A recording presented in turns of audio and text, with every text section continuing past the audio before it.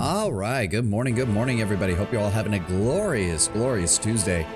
You ever have one of those days where you don't feel tired, but your brain just doesn't want to work in the morning? Because I'm having one of those days. I felt great. I got up. I got all my stuff done before stream, but I feel like I'm moving through molasses the entire goddamn time. So I'm going to be honest. A couple of basic combat encounters and a lot of reading is exactly what I want out of today's session.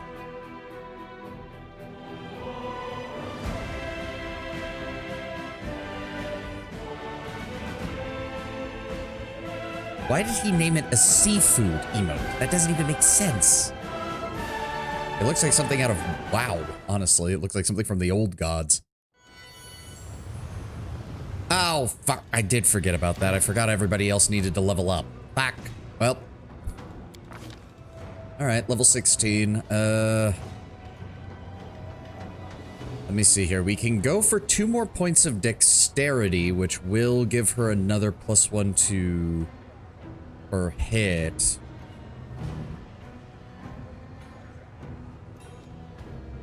Or we could give her a point in strength, and that would actually boost her up on damage. No, accuracy is more important. Accuracy is always going to be more important. There we go. And... disruptive dodge, greater penetrating strike. Yeah, that might be a good idea. Greater penetrating is good because she doesn't really have a way to bypass damage resistance otherwise. So being able to just reduce all forms of damage resistance by 10 is pretty good.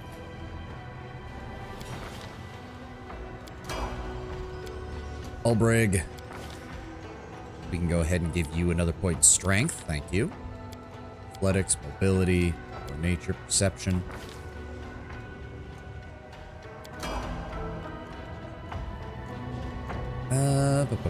Rigel.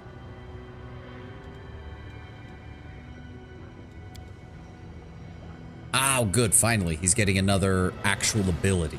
Thank God. Again, his deck. Well, no, he does have the ability to use dex for damage, so this is still good.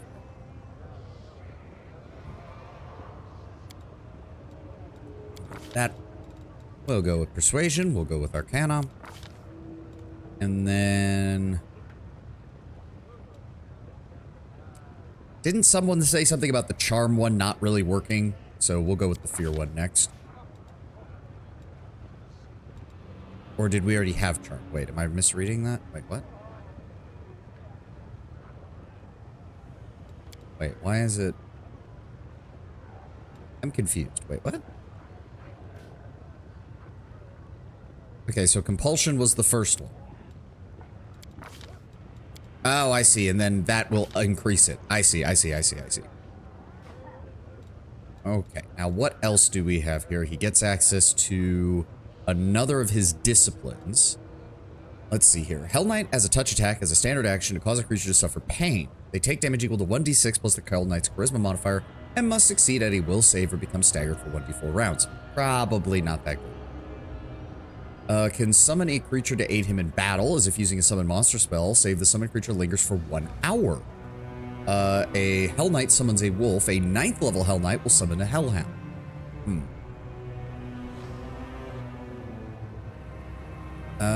Whenever they use Smite Chaos on a creature, it can impede its mobility. They are affected with slow unless they pass a successful will save. Are you a fly that is also a dragon, or the species dragonfly? I am an actual dragonfly. Yes. Whole thing, Apollo. Bug VTuber. Yes. Let me slide back down here. I've got to get better toggles for that, so I don't have to actually select. I lose track of my mouse half the time when I have to move it between the multiple monitors. Where was I? Tracker, Shackle. Unfortunately, they still get a will save for that, so... as a free action, the Hell Knight can increase his base speed by 10 and gain a +4 bonus to strength for 1 round. If the Hell Knight is mounted, this applies to his mount. A Hell Knight who successfully uses the Persuasion skill to cause a creature within 10 feet to become shaken can instead use that, cause that creature to become frightened. Okay, so that would be a straight upgrade. Met a lot of weird bugs recently. I just had to check. No problem, Apollo. No problem. There are some weird ones out there. I mean, you've got Juniper Actius, kind of queen of the bug girls, who's been doing all sorts of different designs for hers. All, you know, they're all centered around a lunar moth, but still. She comes up with all sorts of weird things. What else do we have? Use greater command as a spell-like ability using character level as caster level. That's not too bad. Command greater, hold on. The spell functions like command except the will. Spell effect affects multiple enemies in a 30-foot radius, and the activities continue beyond 1 round. At the start of each command creature's turn, after the first, will get another will save to attempt to break free. Okay, so not the best. Because, I mean, yeah, and fire is hot. Yeah, no, it's like, that's like saying that Grand Theft Auto 6 has a lot of pressure. Am I having... I'm seeing some issues on the tracking. I'll just have to bear with it. And lastly, Censor. Use Smite Chaos. He can strike the creature mute with 1d4 rounds unless it succeeds a will save. A mute creature cannot speak. I mean, I'm guessing it's just kind of not... Shackle and Censor are probably going to be the main ones, simply because they don't require anything else to have to do.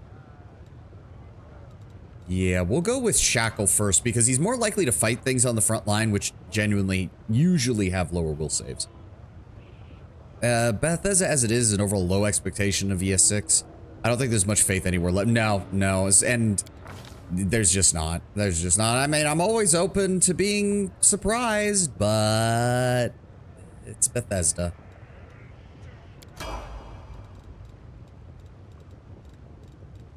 And then... Ooh, what does she get? Improved evasion. There we go. That's nice. Henceforth, take only half damage even on a failed save. A helpless character does not gain the benefits of improved evasion. Yep. Makes sense. Makes sense. 28 in dexterity. Jesus Christ.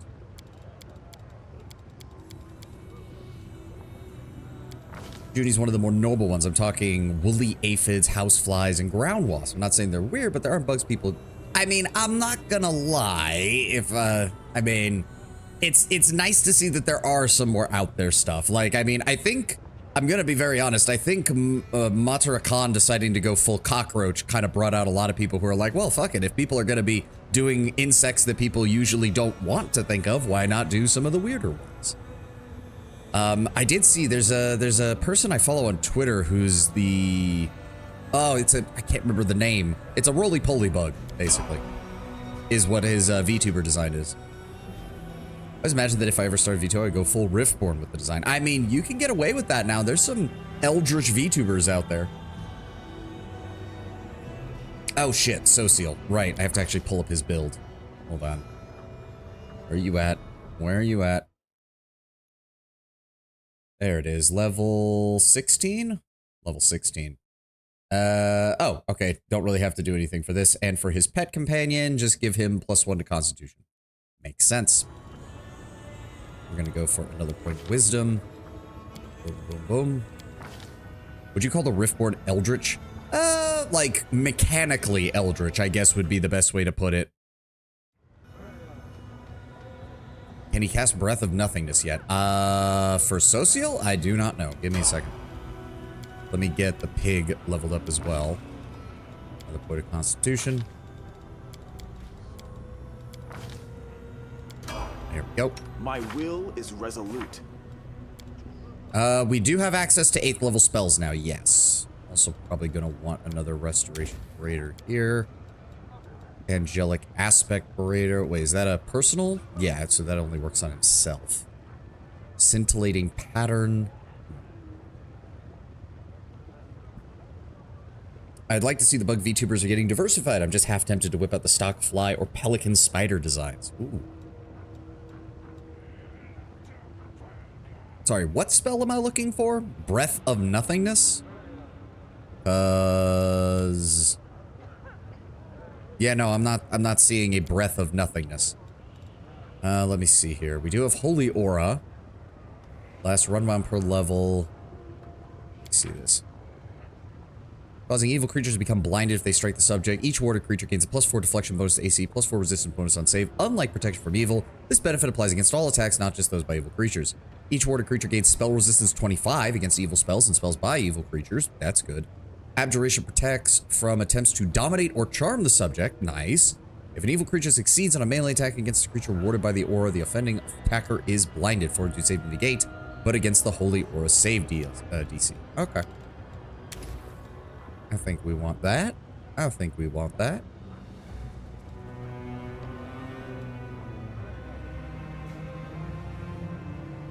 We'll go ahead and grab a Create Greater Undead. Rift of Ruin.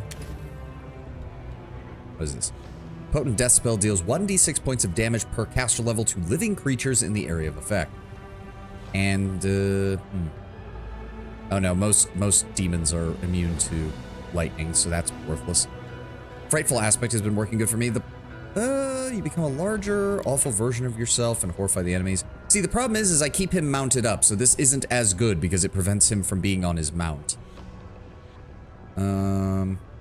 10 plus half your castle, emitted aura that emanates 30 feet from you.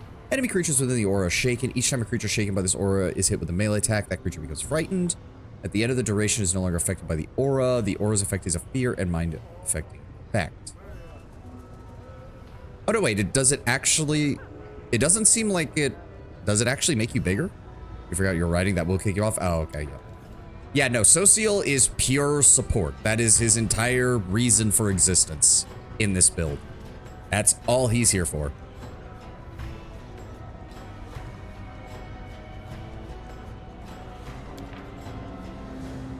Target grows to legendary proportions. Creature's height doubles. Gains a +6 size bonus to strength, +4 bonus to constitution. Gains a +6 form bonus to its natural armor and DR10 adamantine. Melee and ranged weapons used by this creature deal more damage. I'll hold on to one of those if I... Oh, I have to... Really? I can't have Holy Aura... Oh, no, I can't. Okay, so put Legendary Proportions here. You have the Lord of Nothing DLC. I have the DLC installed, yes. Did we pick up any... We did pick up some additional spells. Okay. We need some... We need some proper fucking buffs or something.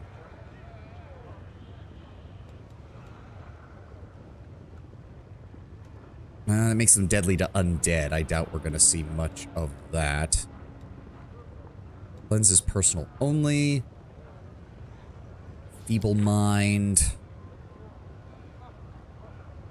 -4 penalty to the saving throw. The problem is, Social's not really that great as a save or die specialist either.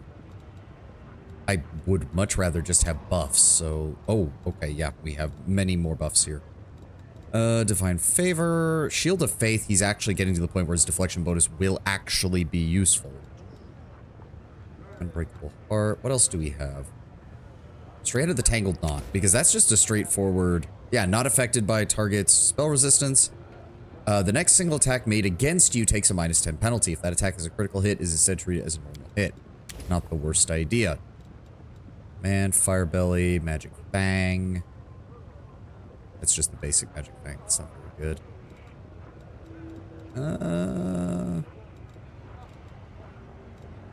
Let's grab another Divine Favor. Let's grab another Unbreakable Heart. And then we'll grab another Bless. I did it. Level 1, level 2. Protection from Evil, Restoration Lesser. I mean, Restoration Lesser isn't as good. I can probably swap those spells out here soon. Let's grab another Bone Fists. Saving throws against fear. Lesser Animate Undead is honestly worthless at this point. It should be a 7th level spell.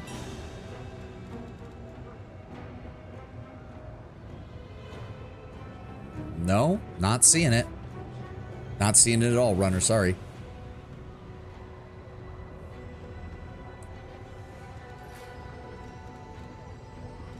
But hold on, let me get back to my 2nd level spells here.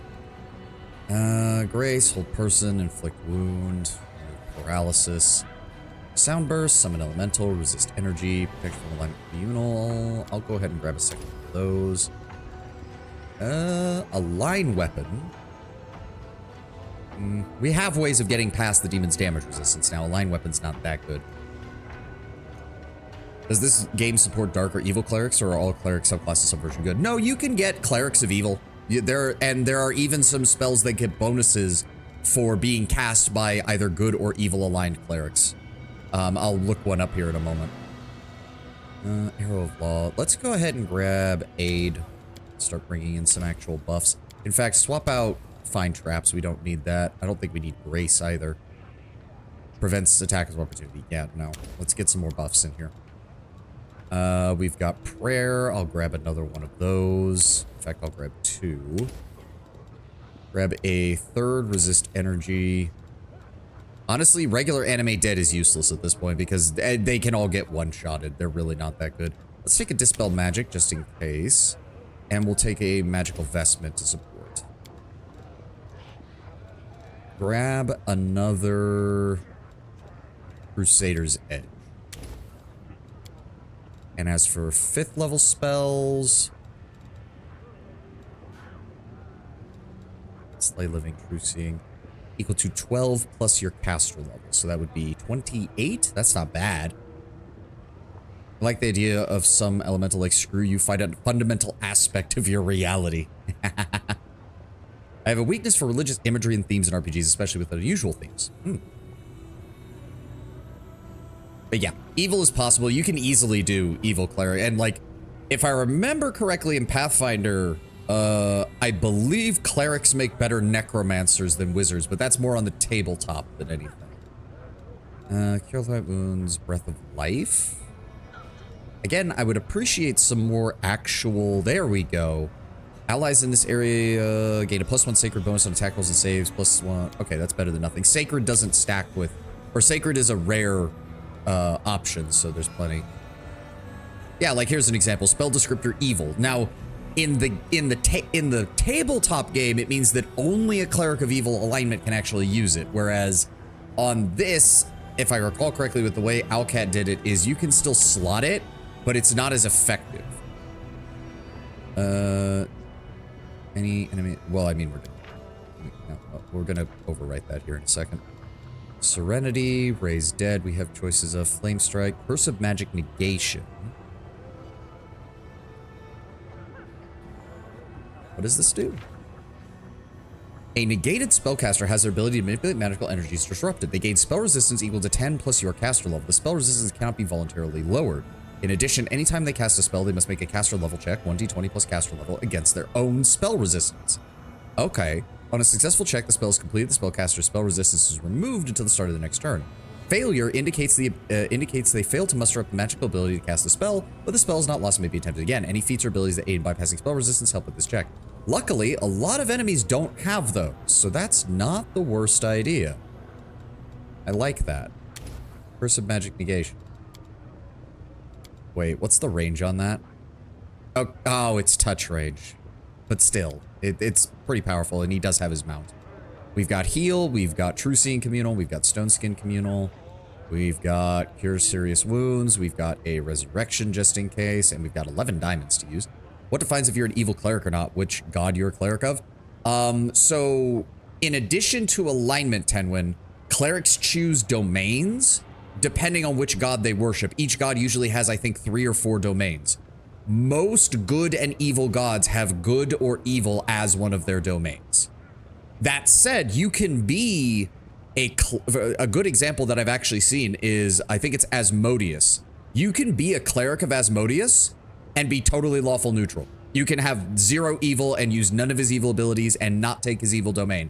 It's perfectly viable to be a lawful neutral cleric of Asmodeus. It just depends on how much you want to lean into being evil.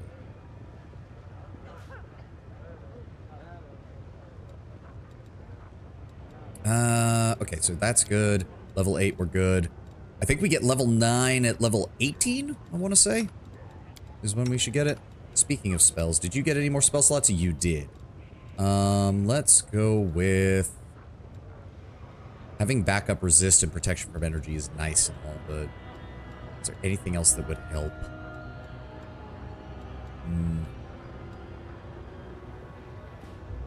1 hour per level. That's nice.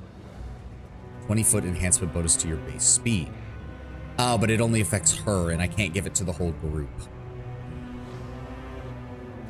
Feather Step, except this spell affects multiple creatures, which Feather Step just removes. That's a level 1 spell, isn't it? For the duration of the spell, the subject ignores the adverse movement effects of difficult terrain. Right. Let's go ahead and grab another Sense Vitals. Mantis Zealot is a pure evil class. They are a War Priest. Ah. I think maybe a mod removed it because I haven't. I don't see anything about patch notes. According to the Kingmaker site, it's unintentional that orcs and clerics get it. One of the bug fix mods that I'm running might have removed it then if it wasn't meant to be there. So.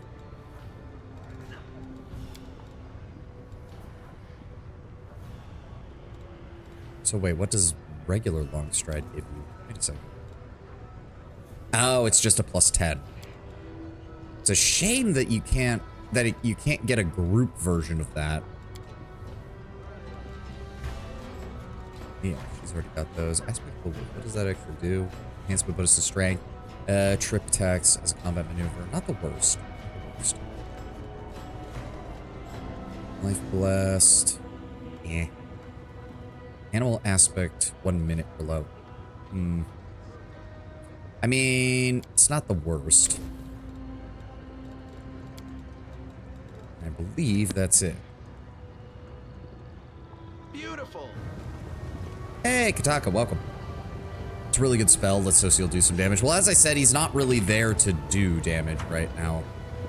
I don't even remember what we were doing. Right, we helped the kid. The Midnight Isles, the abyssal realm of Nocticula, can be found in Ishiar, the great ocean of the abyss. Let's see what we can do. So we need to figure out where else we're going. Oh, are these guys just blocking my way? A group of dirty beggars in tattered clothes have gathered around a handsome young man with a messy dark hair. The crowd is clearly hostile, but he doesn't seem to notice. He gives the beggars a charming smile, completely oblivious to the sharp shivs glinting in their hands. Jailcott. The young man has a glove puppet on his hand, a dragon made of rags with buttons for eyes. He raises it up and begins to ventriloquize in a surprisingly deep voice. Hey, you lousy parasites, who's in charge here? The young man lowers his puppet and beams cheerfully, addressing the crowd normally in a warm and friendly voice. I would like to invite your leader to a romantic dinner with candles. I'll pay for everything, of course.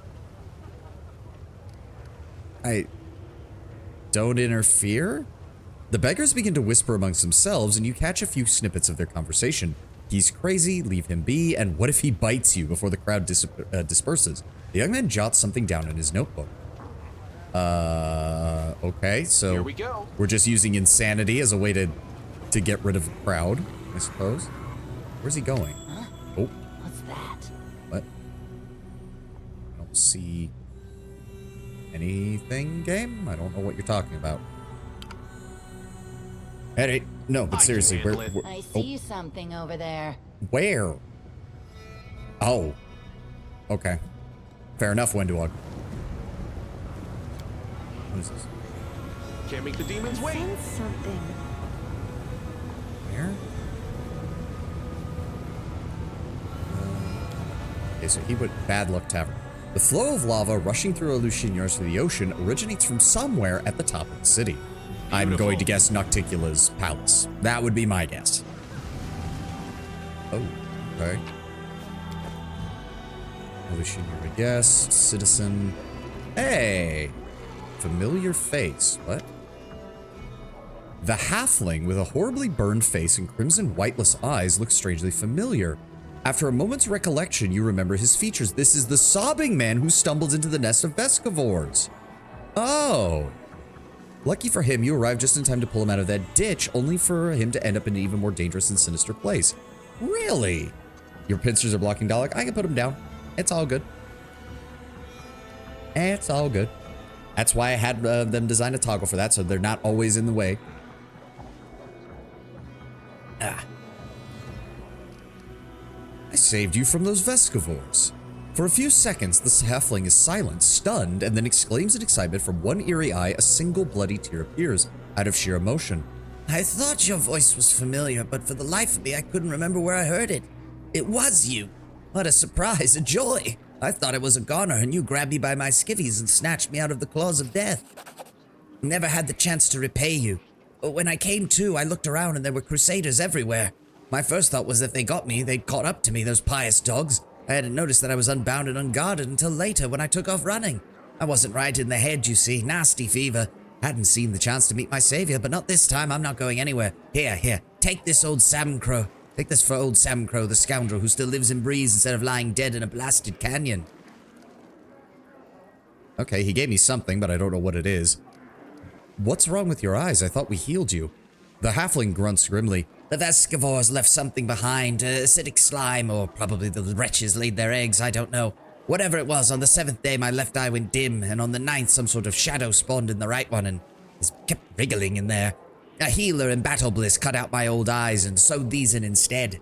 Now I can see in pitch darkness and tell difference in temperature and do a bunch of other things. A master of his craft, that healer was. Very ruthless, though.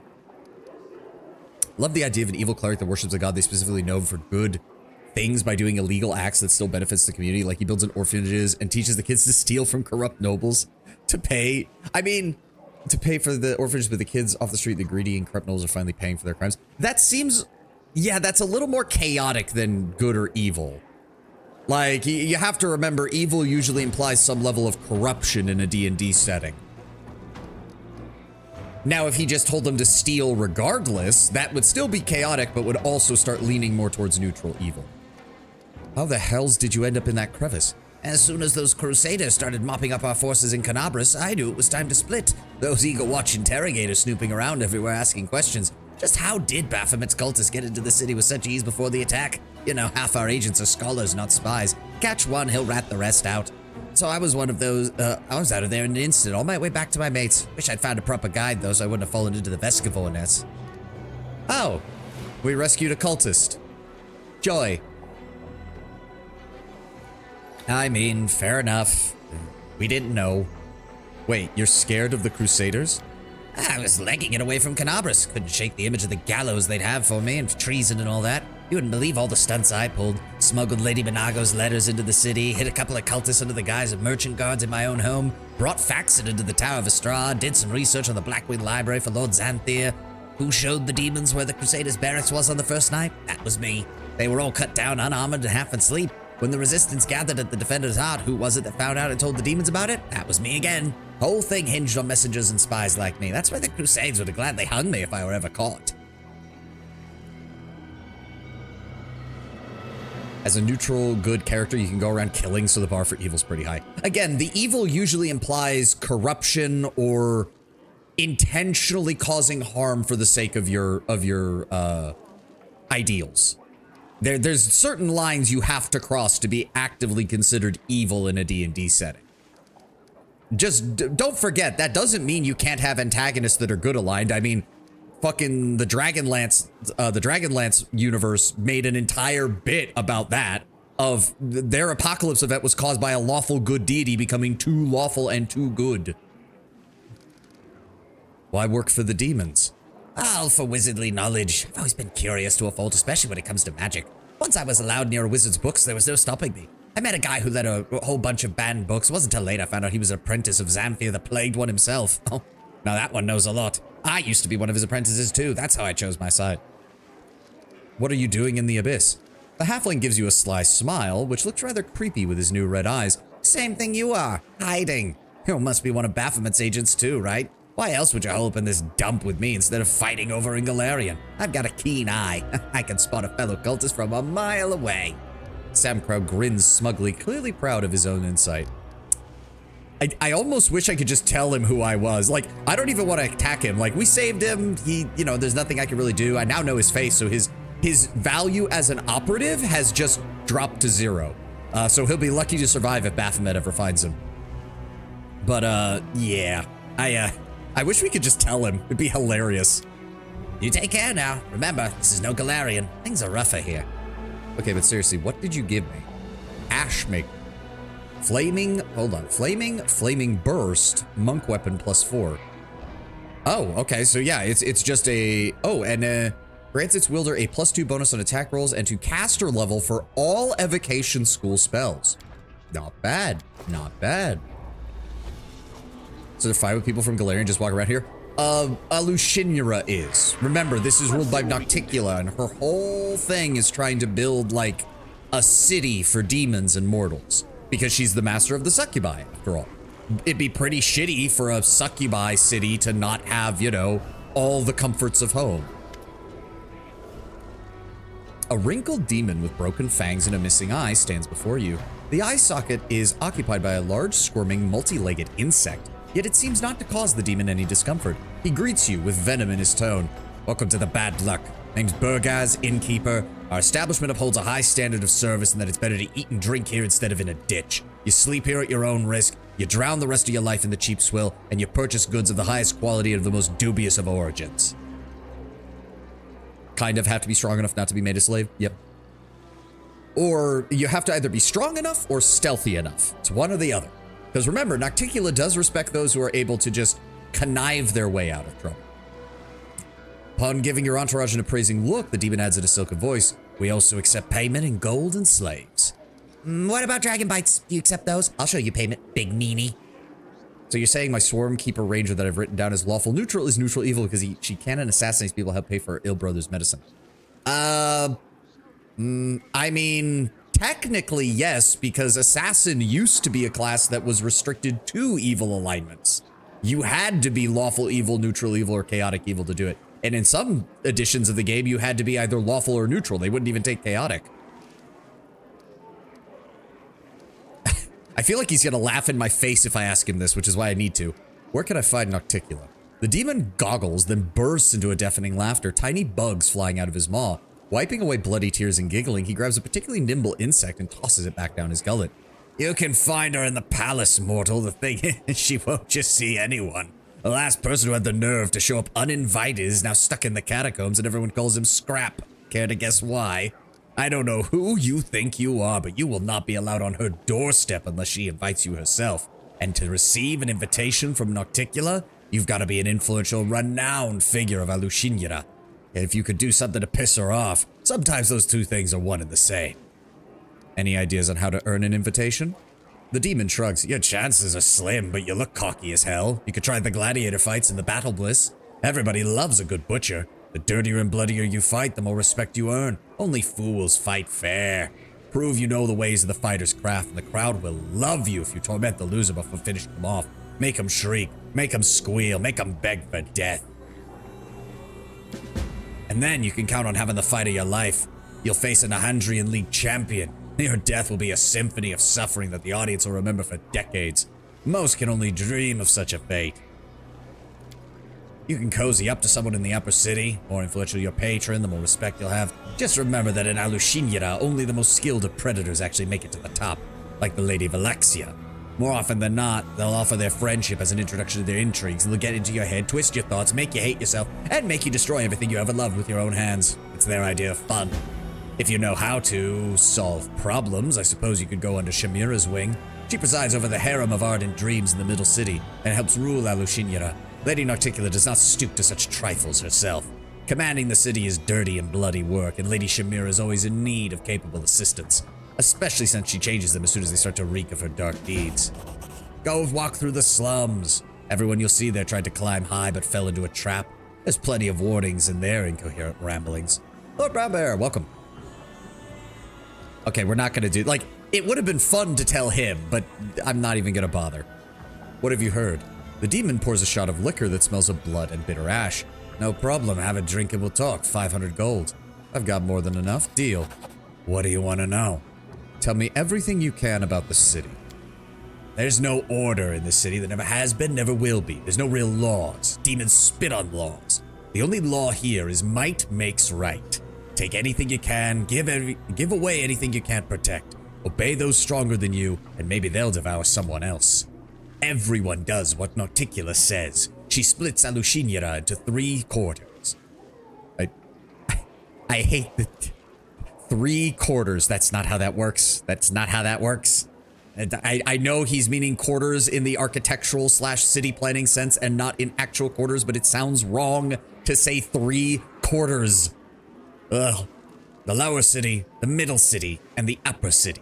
The elites live comfortable lives up above, the fools and the losers are up below, and everyone else sits in the middle and dreams of climbing higher. Most of them fall. Each quarter is walled so that no one goes anywhere they shouldn't, and the best guards watch all the gates. Although in truth, the guards are just a bunch of the most vicious and violent demons who carry out Narticula's commands. If someone cuts you down in front of them, they're not going to interfere unless she orders them to. If you decide to bash someone's head in, they won't concern themselves with it either. The only reason they might chase you away is if they want to loot the corpse themselves. The important thing is, don't kill anyone in front of a crowd, and don't bother the guests from the other planes. Lady Narticula has her reasons. She wants Alushinura to be the interplanar bazaar of the abyss.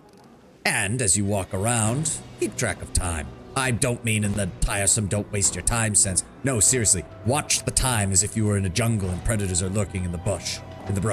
It might pounce on you and freeze you in place, stealing days, months, even years. You won't notice any changes, and everyone around you will grow old and forget. In the abyss, time is a fickle and unruly bitch. Sunless Sea. I am getting a slight vibe from that, given where we're located. The Midnight Isles are surrounded by the Sea of the Abyss. Time slips sideways. Tell me about this quarter. He points to the bottle of liquor. Imagine that Alushinura is this bottle. The lower city is the very bottom. The explanation is quite apt, as the bottom of the bottle is coated in foul-looking scum, and a dead insect with two fanged mouths is stuck to it. It's a cesspit. If someone or something needs to be eliminated, you send it to the lower city. They say the arena is the heart of this quarter. Nonsense. The whole quarter is one arena. Everyone here is a murderer, a thief, a scumbag. The bloodshed never ceases. The denizens of Alushinura watch it with delight and wager on who will emerge from the lake of blood. You may think of the slums as a useless appendage, but they're actually the main source of entertainment in this city. You've also got a port, of sorts. The truth is, sailors around here dock wherever they damn well please. There's a whole load of smaller piers all along the lower city's embankment, different dealings running out of each one. For instance, a ship made out of bone started mooring there not too long ago.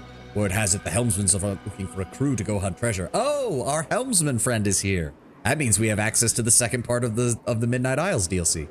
You should drop by if that interests you. Look for the strange markings on the wall by the entrance. What can you tell me about the other quarters?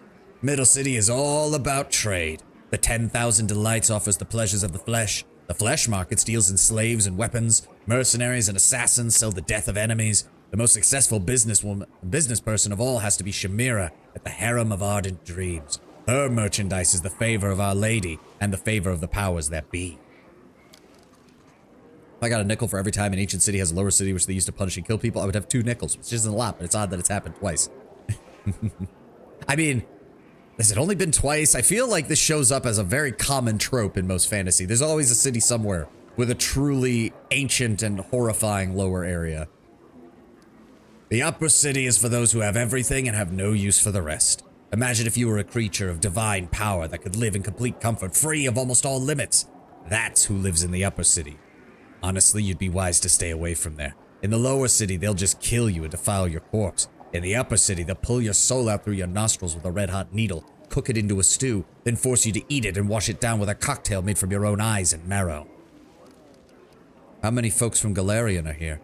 Quite a few. Most of them wear special accessories. The demon draws an imaginary circle around his neck. They're slaves is what I mean. Or meat, sometimes. We do get a few of the free ones from time to time. Scum, as a rule. They're the only type who can survive amongst demons. The folks in the abyss, they love your kind, Aasimar. The demon grins mockingly. They love you on a plate. They love you between the sheets. Although that usually don't last long. Not many folks can resist the temptation to tear a scion of the upper planes into bloody pieces, and then use those pieces to decorate their home. Have you ever heard of the name Willidus? Course! It's the name of a demon who serves, I guess you could call him the court mage. Name's come up a few times recently because the innkeeper's voice drops to a low conspirator. They say Discari is sending assassins after him. He rubbed the locust the wrong way. Now he's holed up in his palace and turned the damn place into a fortress. Thanks for the info. One last thing, mortal. You may have noticed Alushinura is not built for your kind. It'd be easy for you to get lost in our streets and die an inglorious death if you don't know how to fly or teleport. Why should I want you to die, though, if you're still buying and drinking? Take this. If you lose your way, take it to any arch and it'll teleport you here. Narticula's idea. To aid guests from other planes, such as yourself. I like when stories have lore about literal interpretation of sayings, like keeping an eye on time before it literally runs away. Yep. What do you have? Before we talk business, why not have a glass of something to celebrate not being dead? Innkeeper, what's your strongest stuff? You are looking at some of Galarian's finest crusaders and we're here to drink. If you want my strongest, you pay up front. And you'll pay for the beds while you're at it, because you won't be walking out of here on your own. 2,000 gold. Alright, Wendy, I'll bite. Pour. Tankards of bubbling liquid appear in yours and Wenduog's hands. The drink smells of tar and soot. Wenduog, I have literally twice your constitution and twice your fortitude save. You are not out drinking me in this. Don't try it. Wenduog looks around, her eyes burning with curiosity. We have come a long way from home, but I like the madness of this place. Maybe we'll kill someone today, right here in the inn, you and me. Meeting your gaze, Wenduog gives you a teasing wink. So what should we drink to?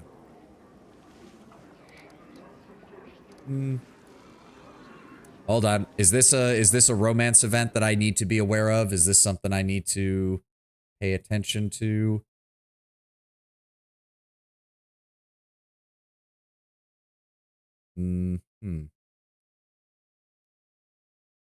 Okay, yes, it is. Yes, it is. It's a... Okay, so let's be... Is it the long-awaited betrayal event? I don't think so yet. Not this one. For right now, let's just drink to you and me. How romantic. Wenduog gives a mocking and not particularly respectful sneer. Oh, we are actually making fortitude saves. Oh dear. What is the... What was the check? I have a 32 in fortitude save. Even I don't know how I got that high, but okay. The poison brought to you by the innkeeper tastes as awful as it smells, but the impressive potency promised was no lie. Your vision is already blurring slightly, and your heart beats faster, causing blood to rush through your body, filling it with heat. Ah, delicious abomination. I swear, it's even worse than that liquor I made from the venomous spiders. But I like it. Wenduog's voice is softer than usual, more relaxed. It's just like everything. Disgusting, but strong. I guess that's what tempts me about this place. What about you? Don't be so quick to judge. This place is full of deception. You're right. We shouldn't let our guard down or they'll devour us. You know, Wenduog looks at you with respect. You really aren't like the other Uplanders. Blind fools, the lot of them. But you keep your wits about you, like me. Must be why we get along so well. The tankard is raised for a new toast. Then let's drink to the two of us being alike. To the evil beasts who howl in our souls. The Uplanders will always know we're different. But they are cattle, and we are predators. And that is why we stick to the pack and never trust strangers.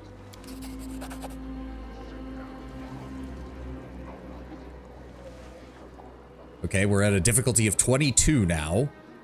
I also see those low rolls, game. Don't you be doing this if this keeps going. Don't you be doing this. We've rolled, I think a 6 is the highest we've rolled so far. It's only because I have a massively high fucking check that this is going well. Wenduog is a predator. Cat spider. Who would have thought? Yep. Best girl is the staff that lets me maximize and empower the first spell of every combat. I call her Palm. Your face begins to go numb and the world around you begins to rotate slowly as if it seeks to whirl you off into a strange dance. Ugh. Wenduog stops drinking for a moment, and some of her drink even spills onto the floor. The huntress's movements retain their grace, but are becoming far less coordinated. After struggling to push some air down her alcohol-scorched throat, she ardently declares, Speaking of strangers, Galfrey, that bitch. She sensed you were stealing her glory, and even her kingdom, I bet. So she got rid of you. She thought we would die. Fat, bloody chance. We'll go back and get what's ours. You really are upset with her. I mean, I'm pissed too, but still. Wenduog gives you a fierce, defiant look. You're damn right I'm upset. On your account, by the way. Ugh, me and mine. It goes without saying. I also shed blood in those battles, and as we sit here, Galfrey is tossing our triumphs into the latrine. You're not wrong. You're not wrong. Yeah, Wenduog is right. Yeah, see what I mean? Like, I do love that like 90% of what Wendowog says is often just getting to the right conclusion via the worst possible methods.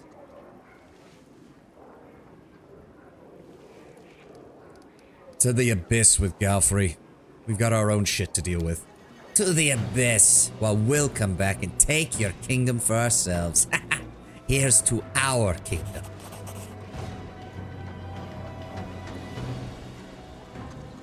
What are we at now?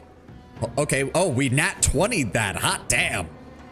After another sip, you finally feel really good. The cozy interior of the inn invites you to stay here among its patrons, who may have their quirks, but are still charming in their own eccentric ways. And if they try anything, I'll just stick them with my lightsaber.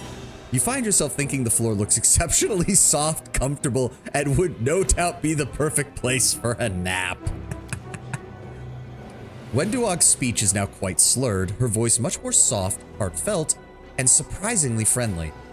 You know what? Screw 'em all. Let's stay here. What do we need those other uplanders for anyway? All their stupid rules, their orders, their chatter behind our backs. Why don't we just conquer a kingdom here? You rule it. I'll be your warlord. And we'll fight for ourselves instead of this loyalty, duty, love. Garbage. Especially love, right?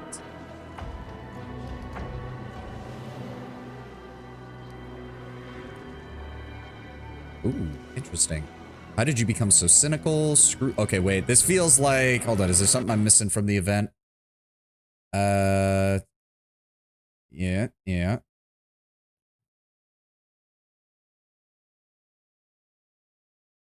Okay. So yes, I was gonna pick that option anyway because I figured it was the one that makes the most sense.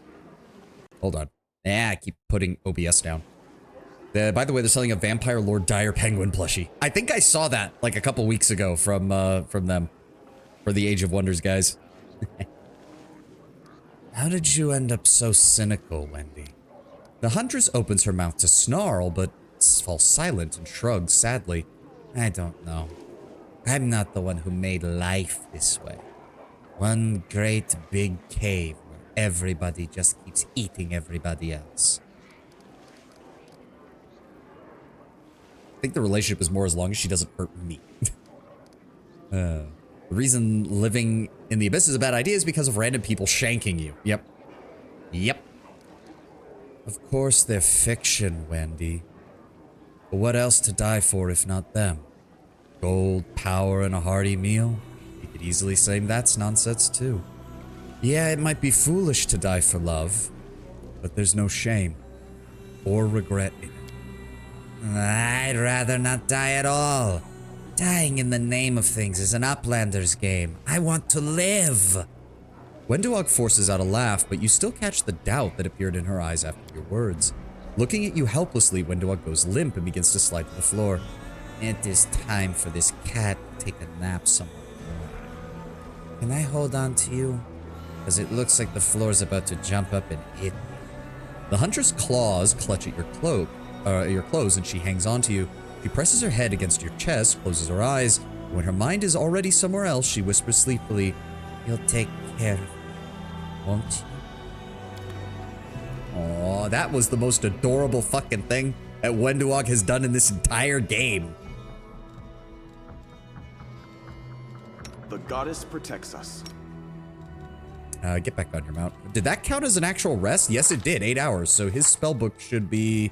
Yep, his spellbook is fully reinforced. Oh, Prismatic Ring. This ring allows casting of an improved version of the Prismatic Ring once per day as a 17th level wizard. The wearer can recharge this ring by consuming spells for which the sum of their levels must be equivalent of at least 9. Interesting. Huh. Here we go. We got various citizens. Word on the street is that Kavaro sees control over the succubi from Minago, but they're both alive, which means they struck some kind of deal. Gang wrecked the crap hole called the Bad Luck and finished off its owners. Now the tavern belongs to someone else. Wait, what? I'll off your enemies as if it was the puniest quality. As a member of the Assassin's Guild, I bet my life on the result. Oh, what? Crap? Oh, wait, hold on. The struggles never cease. Come over here. I'm trusting you. Why? Ah, there we go. I finished here. Thank you. Is there more? There's something in here? There is. I'm glad I was Hey, useful to hey, you. cold iron. We need that. Can't make the demons wait. What is that, a closet? Luciana honors Aru Chalet and her friends. Ooh, I don't think Aru wants that mentioned. I don't think she wants that mentioned. Oh, okay, this place is big. Outside. Outside. There's some more stuff. The place is a little awkward to navigate. Beautiful. Okay, so this was where we came in. This is the main room. This appears to be some alcohol around here. Yep, basic alcohol. Some... Ooh, that's a ruby. Let's see what we can do. What have we got? Oh, what is this? Ledger. Most of the book's pages have been torn out. Of the remainder, only the top one is covered in writing. Mean girls are popular. Mean girls are cool. Yep. Monster girls are cool too. That's why I like her. Brew, 3 barrels. Too expensive. Better get the stuff that's gone slightly bad. Absinthe, 3 bottles for important guests. Don't waste it on the regular clients. The broth drained from the baths in the 10,000 delights. 2 buckets. Smells of meat. Add some salt and pepper. Serve as a chef's special. Meat from the Hezrau stock. 4 sacks. No more Hezrau runs. The second to last rotten meat hunter never came back. Roots, 2 sacks. Find new diggers. These ones can't dig for shit. Sean's spices, half a bucket. Use sparingly. Add to the drinks and snacks. That way more clients will come back for another dose. Oh, great. So we were drugged. Beer for the material plane. 6 barrels. Should order some more. It tastes like piss, but the guests from the material plane drink it like there's no tomorrow. Last year's beef, 3 sacks. You can easily get rid of the smell with garlic and mustard. Vegetables from Grum's store, 3 sacks. Make him either drop the price or water his patches with different filth. The clients are unhappy seeing a blue carrot in their soup. Sean's spices, 1 busket. Need to rip the chef's head off for using so much of it. It's not salt, for fuck's sake. Rotten cheese, 2 buckets. Was a big hit with the locals. Should order more. Need to ask them to add more maggots next time. All right, can I actually see your inventory now? Where is it? Show me your wares. The demon kicks open a large chest filled to the brim with all sorts of things. There are weapons and bloody clothing. Seems these items once belonged to the visitors from many different worlds. Here you are. Have your gold ready. I don't offer credit.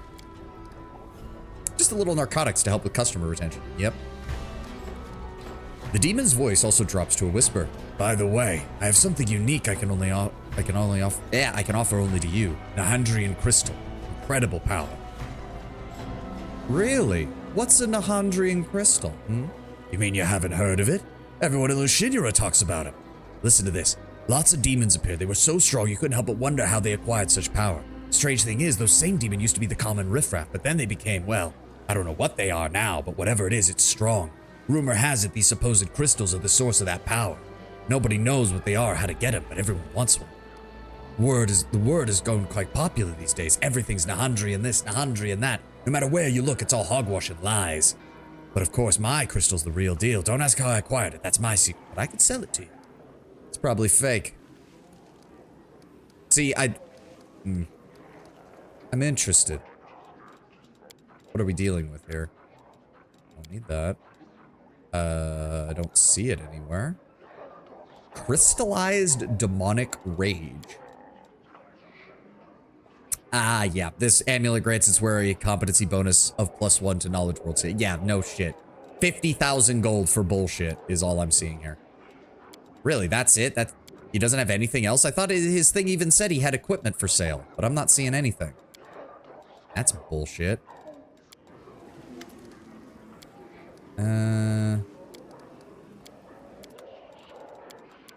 I thought maybe if I asked him again, it would refresh without this bullshit, but apparently not. Oh, well, I guess you will be where I sell my bulk items. Sort by price. Let me see here. Speed corrosive short spear. Don't have anybody who can use that. I'll keep the ash maker. Nobody uses light maces. That is a +4 composite speed bow. So we will hold on to that. Rupturing storm is a one-handed scimitar. I don't have anybody who uses those. Don't have anybody who uses battle axes. Banshee's Heart is not an upgrade over what Socio's using as a glaive. Keep those. Nightmare. Cooking with crystallized demonic rage for when Pepper just doesn't kick hard enough. Yep. Keep the dead bow. Do I need... I don't have anybody who uses falcatas or scimitars. Composite long. Keep those just in case. Don't need the scythe +3. Don't need the spear. Old iron dagger. All the rest of these. Goodbye. At least Galfrey let me keep my war chest. Buckler of protective. So we don't need the +3. Mithril breastplate +3. Breastplate +3. Chain shirt +3. Sell off the +2s. Sell off that. Wasted armor. Headband of vast intellect. Basic saves. Sell those. Keep the rest. Don't touch anything there. Don't touch anything there. And sell his own ledger back to him for 10 gold. Lol. Okay, so wait, does the heart of the device really have no purpose other than selling? Because it feels like that's the case. Because if so, I'm just going to say, I feel why... yes, it has a reason, or yeah, it has no reason, runner. It's hard to parse it when you just say yeah. Or is it just meant for sell fodder for almost 40,000 gold? There's no reason. Okay, we're going to sell it then. There we go. Another 244,000. We are just shy of 1,000,000 gold pieces now. So if we need to go on a shopping spree when we get to the middle city, we will definitely be able to do that. So there are different... so yeah, there's different spots that we can exit out onto here. Because we came in through that one, and there's another door over here. Okay. Oh god, this place is gonna drive me insane. What is this? Things to see in Alushinir. Tracks are great. The Battle Bliss, yep, the Flesh Markets, the 10,000 Delights, the Harem, and Nocticulus Palace. Okay. Despite Lady Nocticula's orders that dissuade citizens from murderous excesses in public spaces, the streets of Alushinir, particularly its dark alleys and seedy nooks and crannies, may present you with some unpleasant surprises. Given the possibility of these unfortunate developments, I would recommend having planar shifting spells prepared, at least some means of teleporting to safety. Makes sense. Oh, and there's our first one. Don't worry, you'll be spending it soon. I'm sure I will.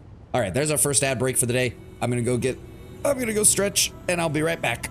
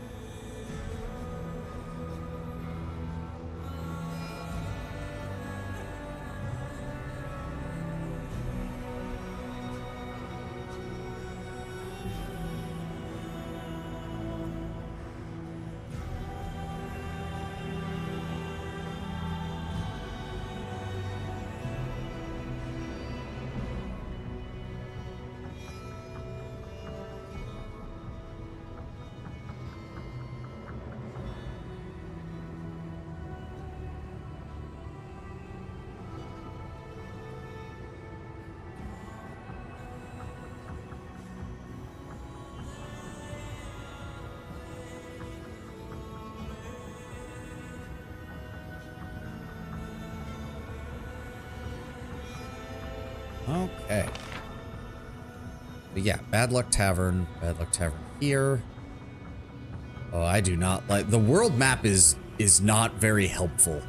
It's not very helpful with this place. More Alushinira guests. The more time you spend in the Abyss, the easier it becomes to traverse. It's kind of like fourth wall break feature where you and your character both learn at the same time. I mean, I guess I kind of get that. Like, they really are trying to sell you on the whole... this is an alien environment. Oh, God. Wait. Okay. Doesn't seem to actually be affecting anything. It's just... see, that's the other problem, is that some of these movements are totally, like... they're just fluff. They're just there to look cool. But other movements change the entire layout of the area. Ugh. I've got a bad feeling my brain is gonna break. This is one of those areas where it's like, yeah, having the ability to teleport would make this place a hell of a lot easier, wouldn't it? Let's at least get this skill check. Beautiful. Okay, citizen, slave. Oh, okay, they have Thana demons as guards. Senior guard. I'm assuming he gets pissed off if I talk to him. Isn't a mortal with you like celestial blood scared to walk the streets of our glorious city? Your kind's rarely seen without a slave collar. The guard takes a close look at our Ursule and flashes an interested grin. Your face is familiar. Have we met? Suddenly recognition dawns on him. Arushale, is that you? They said you defected to the Crusaders, but I always said a rabid bitch like you would never deal with mortal scum. Welcome home. Alushinira's missed you in your wild escapades. Ugh. It's awesome. You can use the world map to traverse when you know how the city moves. Oh.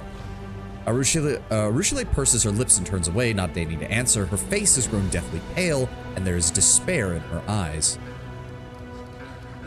What if I want to go through? The demon sucks his teeth and replies, his voice tinged with lazy menace. Now can do. This quarter is where decent people live. When they want to dismember someone, they can go to the lower city. We're standing here so they won't be bothered by the riffraff that wants to dismember them. Believe me, you don't want to go there. The slave traders have magic collars that fasten themselves around the necks of chancers such as yourself and drag them straight to the cages. I see. We'll see about that. We'll see about that. You're lucky that I have so much exploration still to do. Oh, and there's the upper... Oh. Okay. Something over there. What did you see? Is it... Oh my god, it's all the way up there.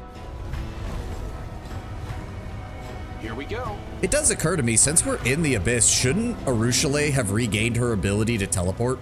Like, at will? Oh. Why did you flash? I can handle it. I used to be a successful slaver once, but it took just one word from Shamira, and here I am, banished to this rat hole. You can do quests or intimidate if you want to. I mean, I want to do quests. I do want to do quests. Okay, so yeah, Nexus and the Bad Luck Tavern. Okay. Oh. Oh, this is gonna drive me nuts. Battle Bliss Arena. Okay. Oh. There's some heady dope and no mistake. I feel like I could rip the head off anyone. Hey, you outsider. How about I rip your head off? You're welcome to try, you dipshit. My dream. Wenduog. Blend this man. No match for me.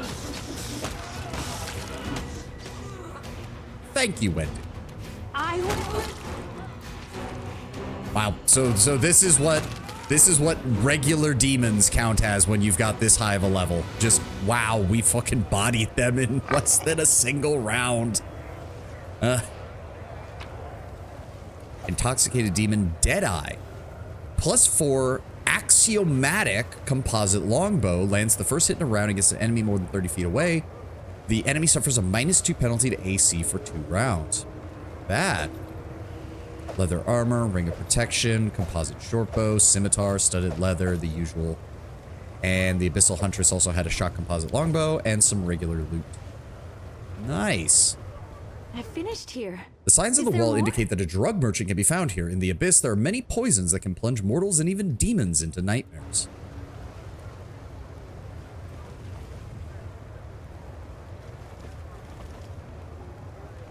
Beautiful. Do I want to go to the arena just yet? Part of me wants to get, like, all of these unlocked, because I feel like we're going to need them. Made a Goblinkin Wizard King, the God Wretch Krishak Corduron, the Lord of the Wretchlings of the city-state of Thorncath. I do appreciate Age of Wonders 4 just being able to throw a bunch of stuff at the wall and be like, yep, that still sounds pretty epic, don't it? Let's see what we can do. We got some of those, we got some of those. Guardian Minotaur. Guardian Minotaur. Oh. Oh, it's this guy again. A handsome young man with tousled black hair strolls casually towards the demonic surgeon. Oh, master of stitches, art of the scalpel, genius of the surgical profession, tell me, is your heart free? The young man with a gloved puppet on his hand, a dragon made of rags with buttons for eyes, he raises it up and begins to ventriloquize once more. Also, you do have an hour of free time tonight. How about a romantic dinner? I'm just gonna watch. This is insane. What is this man? No, I would not say that my heart is free. Right now it contains 3 copper rods, 200 grams of enchanted quicksilver, and a fair dose of Lamia liver extract. He pauses and gives the young man an appraising glaze. But I could give you an hour or 2 of my time for something other than dinner. Has anyone ever told you you have beautiful, smooth skin? I happen to be in need of some. The young man deftly steps aside to avoid the demon's outstretched claws, jots something down in his notebook. What the fuck? Who is this man? The world has suffered enough. He has to be related to the trickster story or something. There's no way he isn't. Like, this is too random. He is him, apparently. Did we run into Dracula Flo's fucking Galarian counterpart? A demon in a blood-splattered apron fussily shoves a few foul-looking chunks of flesh into his apron pockets. His fingers are fitted with horrible steel claws, and you hear the unpleasant sound of metal upon metal as he slides them against one another like scissors. He looks in your direction with an insane grin, and his voice makes your skin crawl. Are you one of the gladiators? Are you in need of a healer? Or are you here because you want to become more powerful? The demon glances at Wenduog with interest. Who created you? How many animals were killed to make you? Your mutations are extremely attractive, and your body radiates strength. He reaches out a hand towards Wenduog. Wenduog's voice is soft in an almost sultry purr. Touch me, and I'll tear your hands off with my teeth. Please, go ahead. Give me a reason. I have no idea who he is, but I respect the hustle. Yep. Who are you? I am the most important person of the Battle Bliss. I am a healer, or as they call me, a stitcher. I drag the poor bleeding fools from the arena and stitch them back together piece by piece. I do mean that quite literally, since most of them are in pieces by the time they're brought to me. At first, I simply reattach the severed limbs of wounded fighters, but now, my methods are far more interesting. Someone from Lacticula's inner circle taught me the secret of flesh grafting. By combining the flesh of different gladiators, I create the strongest, craftiest, and most talented of fighters. Yes, in these chambers, invincible gladiators are born. I am so close to achieving perfection. Soon my methods will produce better results than even the Nehendrian crystals. The cleric wrinkles his nose in disgust and seems offended. This is not healing. It is a heinous mockery of it. A healer should restore the body to its natural and healthy state, not turn it into something disgusting. Social, we are in the abyss. You're gonna need to get over this because this is gonna keep happening around every corner. I'm sorry to say, it ain't stopping anytime soon. The crystals, really? Yes, they're a bit of a legend here in Alushinura. Almost no one knows what they actually are or how to get their hands on them. It all started with a few demons here in the city. They said they became very powerful in a very short period of time. The transformation happened almost overnight. According to the rumors, they received incredible powers from the crystals. Now all of the city is crazy for them. They're all anyone ever talks about. And all the merchants know that if you call your goods Nehendrian, they'll double your initial price of your wares. I could use the help of a healer if need be. The demon dismisses you with a wave of hand. I don't bother with regular wounds anymore. They are not worthy of my craft. Just drink a potion and you'll be fine. Okay, but do you have anything else is the question. Potions, death ward, that's actually kind of nice. A couple of scrolls. Nothing too major. I was kind of hoping you'd have something decent. A stern but tired-looking tiefling observes you politely. His clothes look expensive, even tasteful. He's carrying a large bag, and every once in a while it moves and twitches as if something is inside. Welcome to the Battle Bliss Arena. The name is Zeklix. I'm the arena steward. Imangaleth is the master of the arena, but I help manage the affairs. You look like you're new here. You come to spectate the fights or participate? He can upgrade you and Nenio? Ooh, interesting. The tiefling has a surprisingly open and honest face. After all these demons, he looks strangely normal. The tiefling looks you up and down with the calm professionalism of a person doing an unpleasant job with diligence. I would guess you're one that draws their power from the elemental planes. Quite a rare ability in Alushinura and for demons in general. Your gift could be a fine selling point. Very useful for a gladiator. Imangaleth. I remember a demon named Imangaleth. A vile, cunning murderer. But he had a way with words that was just as deadly as his skill in battle.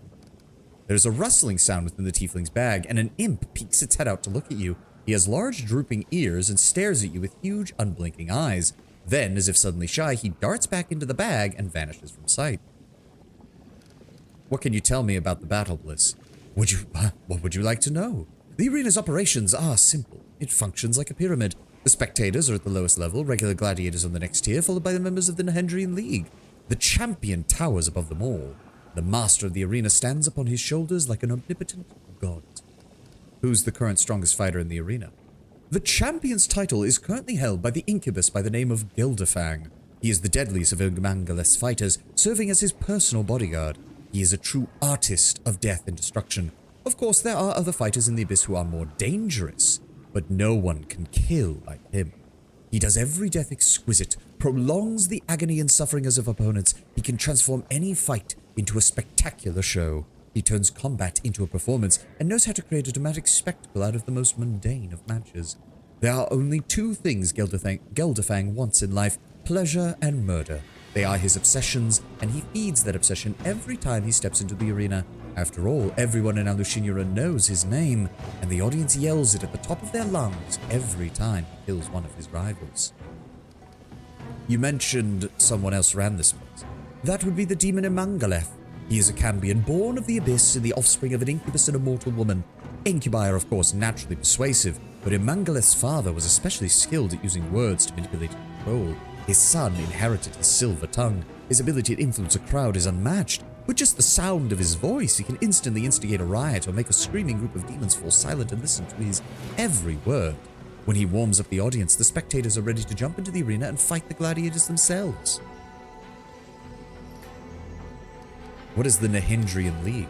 It is an odd name, I admit, but in keeping with the latest trends, Nahendrian is a very popular word in the city these days. The League is led by the current champion Geldefang, and only the finest of gladiators can become members.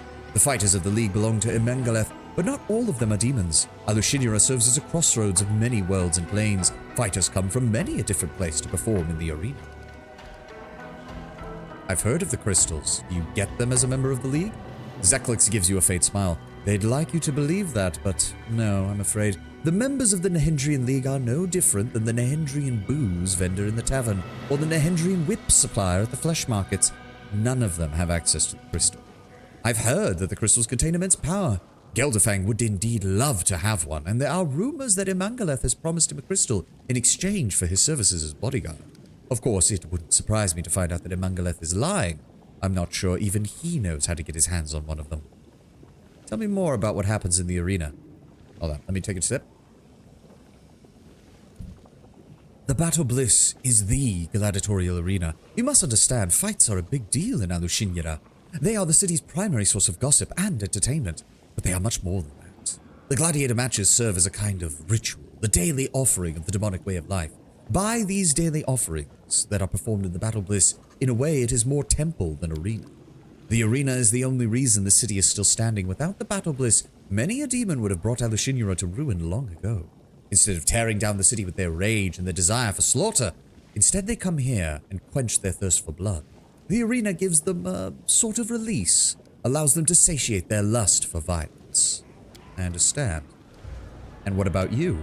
The tiefling smiles wryly and addresses the imp in his bag. You see, Crow, this is why we work so hard to climb the ranks. We wanted to be important, and now look, the stranger wants to know about us. I guess that means we're finally a big deal. Who are you? I, as I said, am the arena steward. The position is prestigious, but my success is hard-earned. My life has not been easy. I grew up on the streets of Alushinura, a street urchin, orphan, the result of an act of violence committed against a helpless slave woman. I've always been weak. I've always been surrounded by those who are bigger and stronger than me. My entire life, I've had to rely on my wits to survive. Out on the streets, I scrounged for food and tried to avoid looking like someone else's snack. Fortunately, I had someone to look out for me. The tiefling takes a small piece of dried meat, holds it close to the bag. Quick as a flash, a scrawny paw darts from the bag and snatches up the treat. I like that the MC knows more about the crystals than even powerful demons. The Knight Commander slowly becoming him over the course of the game, involved in things that even the demons don't know or understand. Yep. No, it's a nice little touch because we can see where they're starting to, the information about the crystals is starting to percolate through the abyss, but you can easily tell why Discari and the others have been so tight-lipped on it. And also it's hilarious that we're suddenly having way more information on this than the vast majority of people we've run into. Crow has been my companion for the longest of times, my partner in business. Together we saved up our money, one coin at a time, made allies, sought out opportunities for advancement. We've worked hard to climb the ranks of this society. In the beginning, the goal was simple. Never starve again. Never live in poverty again. Never fear for our lives again. Trust me, such goals are not easy to accomplish in the abyss. You must be very influential in the city to achieve any one of those three. But we've managed to make our goals a reality. In fact, we've been doing quite well for ourselves in Alushinira. And what is your role here? Imangaleth is an artist, not a clerk. That is why I have so many responsibilities. I search out and recruit new fighters, I make the fight chart, arrange the fights so that the opponents are evenly matched, and of course, I organize all of the matches. Unfortunately, my master has a habit of interfering with my work. He's been very involved lately, and as a result, the fights have been, frankly, terrible. The combat runs into meaningless carnage, no skill, no strategy, and of course, no one wants to place bets on fights like that. Everyone already knows who's going to win. They aren't even fights anymore, they're just public executions. It's a form of entertainment as well, of course, but it's not what our audience craves. You really don't look like you belong in the abyss. The imp peeks out of the bag and the tiefling grins as he pats his companion's little head. That is because I like to stay organized. When I was growing up, I made mental lists of my possessions, my money, my enemies and allies, my schedule and my goals. I was weaker than everyone else. These mental calculations helped me to survive. It was the only advantage I had. The only way that I could gain the upper hand. In keeping lists became a habit. I found that it helps discipline the mind and keeps my thoughts organized. I'm an accountant by nature, and my ability to bring order to a place where chaos reigns supreme has turned out to be a highly profitable skill. And who's the imp? The tiefling smiles as the little creature peeks out of the bag once more. Its big drooping ears, small round face, and big round eyes gaze at you curiously. This is Crow. As stated, he's my business partner. He also happens to be my familiar. I don't even know how he wound up in the abyss, but he's not had an easy time of it either. If our paths hadn't crossed, we'd both be dead by now. He's probably the only being here that I actually trust.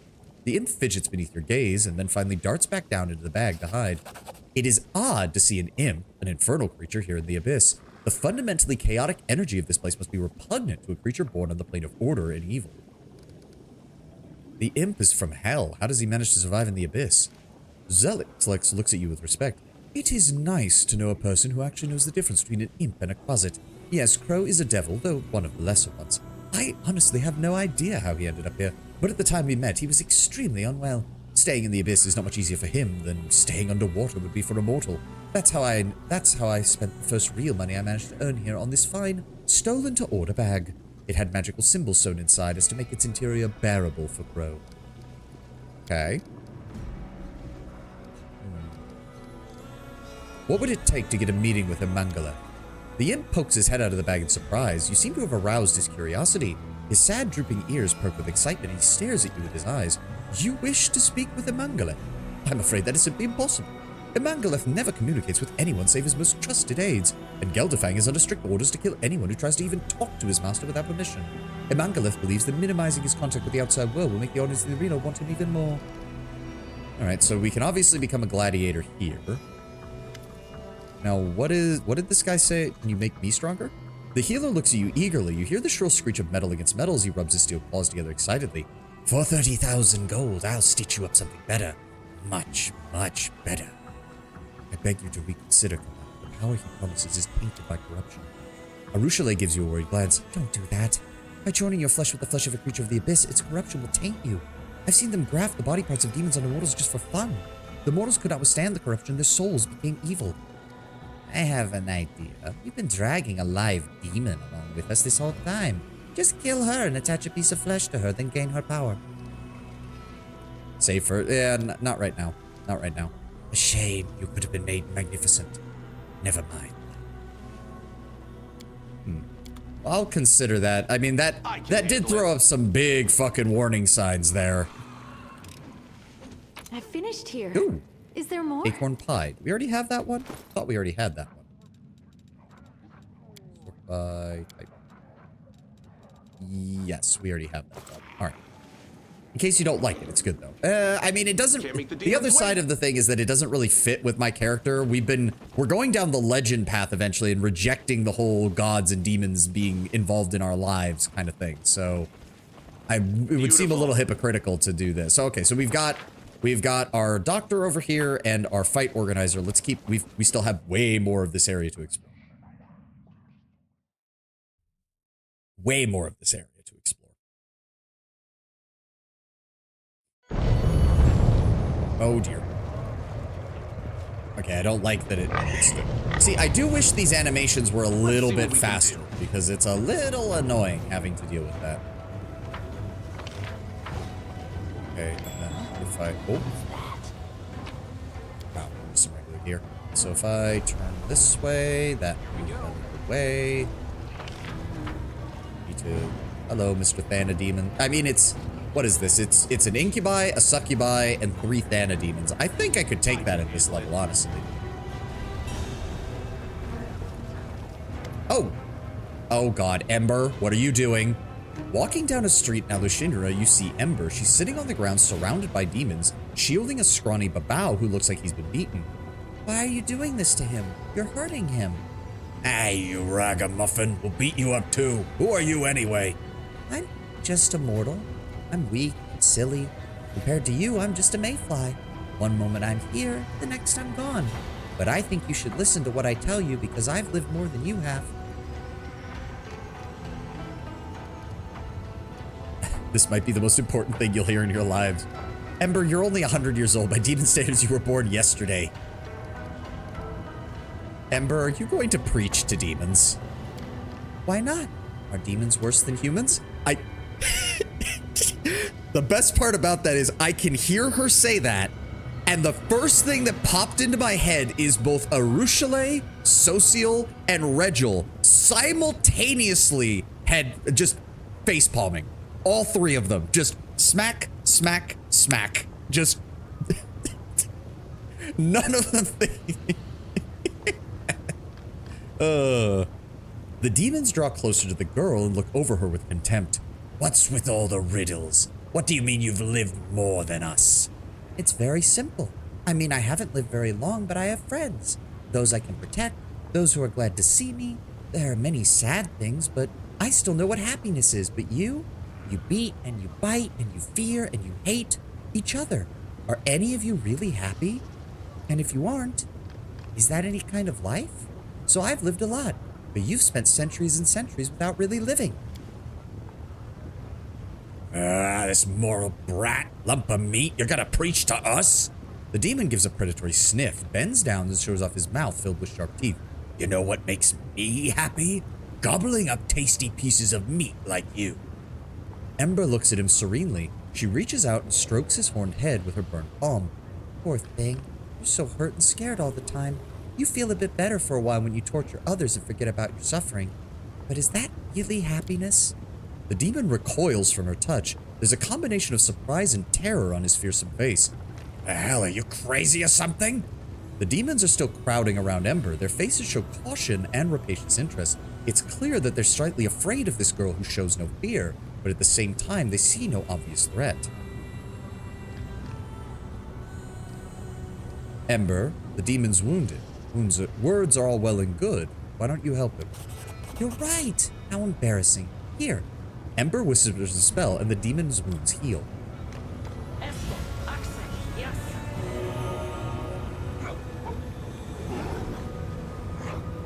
off he goes. The babao jumps up and runs away from Ember and the demons who are beating him. Screw you! I owe you nothing. Of course you don't, Ember smiles serenely. I helped you for no reason, because I wanted to. I hope you'll be all right. Huh? For no reason? You're stupid! No one does anything without a reason. The great irony of the chaotic, evil creature who does things for shits and giggles being unable to comprehend doing something for no reason. I would kill the entire abyss forever. See, like, Ember only works because she's basically the commander's, like, pet. Let's be very honest. Ember only works because she is cute and naive. That is the only reason she works. She's a witch. Probably wants to sell us something. Magic potions or herbs. Come on, what do you have? Huh? I'm not selling anything. I just wanted to tell you how much you're missing. I mean, you're free. Freer than anyone in the world. But you use this freedom to make life miserable for yourselves and everyone else.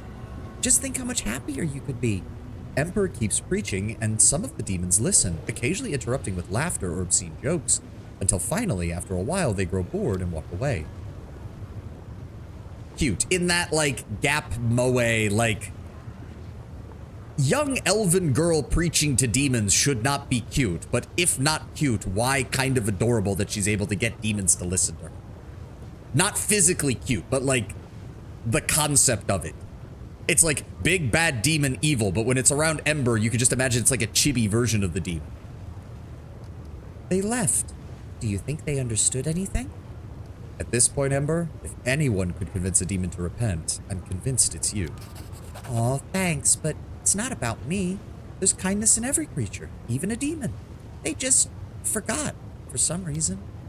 You know, I was thinking, I tried sending some prayers to the demon lords. I tried talking to demons in the street, but one of the demon lords lives here right in the city, right? Nocticula. Could we try talking to her? Not through prayer, but in person. You're gonna meet her sooner or later, right? Could you take me with you? I'm sure if we met her face to face like you and I are talking, we'd be able to convince her to stop being so mean. Could you take me to her? Promise? Well, that's going to be an interesting conversation. All right. The symbol inscribed on the wall belongs to the language of the Titans, first creators of the gods, and themselves the creators of the sinister Demodanes. And another rooftop. Okay. Hello. What is it here? Beautiful. I'm glad I was useful to you. Librarian's Cloak. Cloak grants a... Wear a +10 competency bonus on use magic device skill checks and increases effective caster level by 4. Hot damn! Looks like these rooftops can be used to bypass the guards and get to the streets above. Oh, okay. There's also Let's see ways what we can just to do. get around it. I finished here. Is there more? Okay.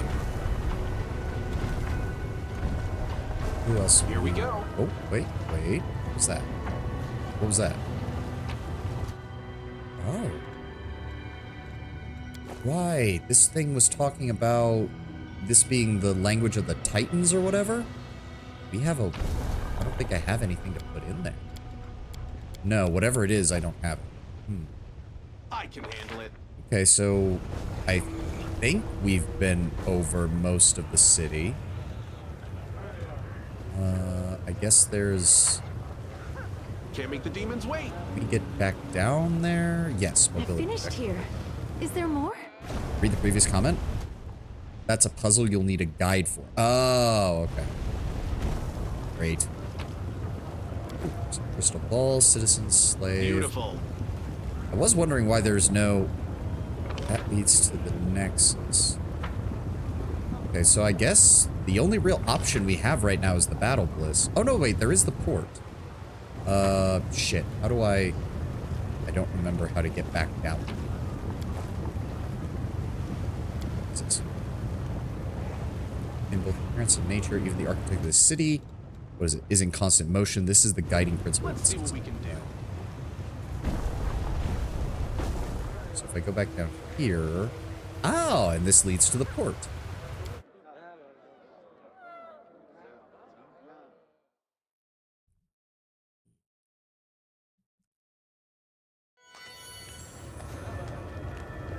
Here we go.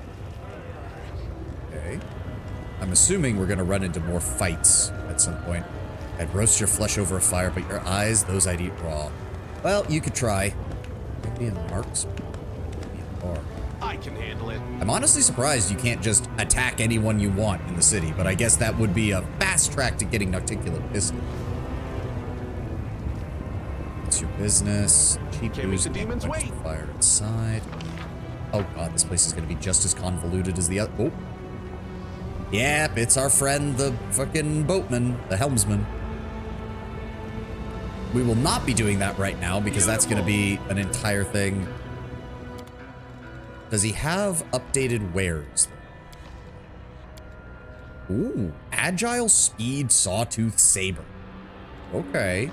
Heavy crossbow. We've got a couple of plus. We've got a lot of +5s. Damn. They're worth 50,000 apiece. Not gonna lie, that +5 hooked hammer's looking really tempting, but it's a +5 with no abilities is the problem. Wait, does he have throwing axes for...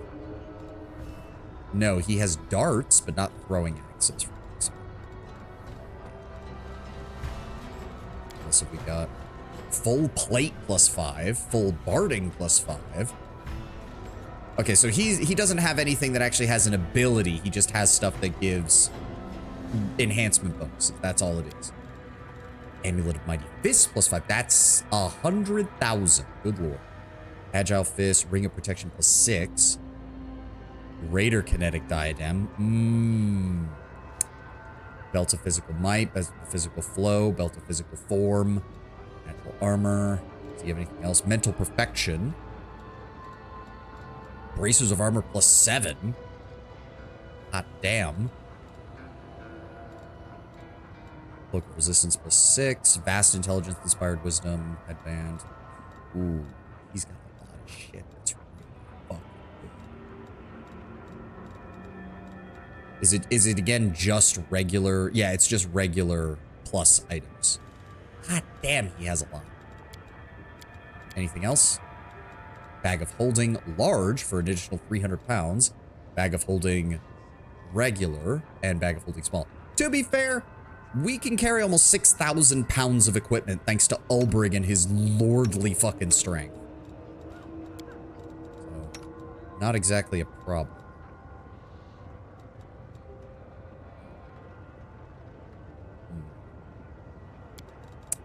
Okay, hold on.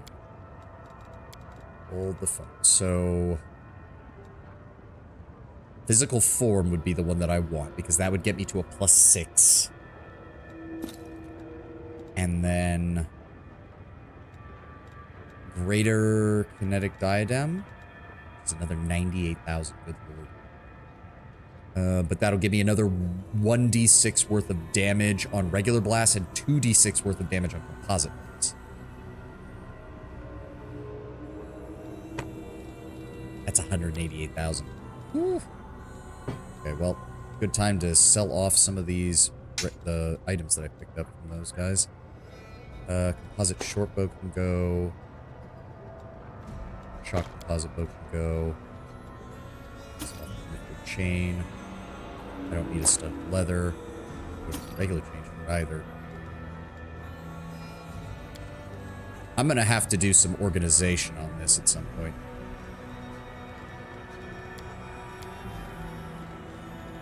Are there any... Hold on. I have never used the Brazen Whip. Like, it's just... Like, I get that it's useful, but the wearer is under a permanent soul effect, so I'm just gonna toss that. Do not use Devour. That needs to go on a spellcaster. That needs to go. Lockkicker's Pit +2. I do need more of those because I have multiple characters.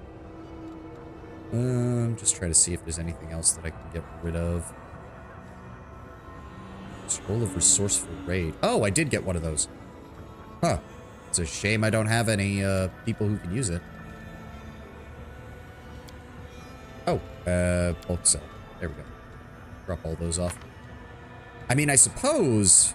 How much... Yeah, the party carries almost 6,000 pounds of equipment. I guess I really don't need the bags of holding anymore. Like... Nah, I mean, there's no point in not having them either, though. Okay, so let's just get this for right now. And then go over to our gear. Where's it at? Built a physical form. Nice. I now have a 30 in con. Hot damn. I have over 300 hit points, and we're not even at legend yet. I'm going to get more than double this from getting the levels in Fighter, because Fighter actually has a higher hit dice than Kineticist does. Oh, this is glorious. And then the Greater Kinetic Diadem. That'll increase our damage even further. Very nice. Does anybody need a Dex Con belt? I don't think so. You already have one. Ivu, I really need to get some better belts for you guys. Strength and dexterity. That would actually be better for her than... No. Give that to Regil so that he deals more damage and hits more accurately. Then go ahead and give Arushale the Dex Con so that she's a bit tougher. Do you have a belt that I could use for Gwen Duo? By price. Yes, physical flow +6. I'm willing to drop it. Hey, Wendu, dear. I hope you're happy. I just bought you a 90,000 gold fucking belt. Where'd it go? There it is. So that takes her from a +35 at her max with 19 to 24 damage base to 37 with a 21 to 26 and a 26 to 41 on her second. Very nice. Very nice. Oh, that's glorious. Let's see what we can do. Bandit Cleric, Pirate Spellcaster. Huh. Pirate Spellcaster. Isn't that the guys we killed in the other islands? Helmsman, do you have anything to say, or you just be like, there you are. It was a truly inspired idea to invite you on this voyage. Oh, how I long to retake what is lost. Are you ready? We will go. Not quite yet, because now that I know that I can do the entire thing in one big sitting, we might just devote an entire stream to that at some point. And also when I inevitably need more money, because I just blew through a quarter of all of our savings. But hey, more stats. More stats, more stats. Okay, so the port is actually fairly small. I was expecting more, honestly. Oh, was this only added in the DLC? Is that why this place didn't exist? Yeah, I'm also noticing none of the buildings are changing shape. At least nothing that matters. I'm going to guess this area wasn't even, you can also top up on scrolls. If I ever used scrolls, that would be important. Beautiful. I would admit. I never remember to use scrolls. I'm horrible.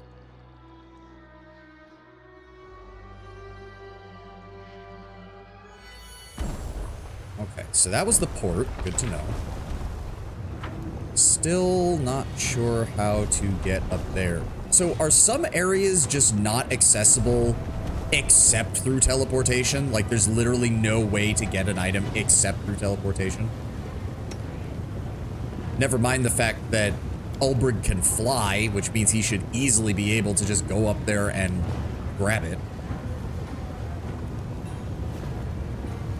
It's kind of annoying. Kind of annoying, not gonna lie.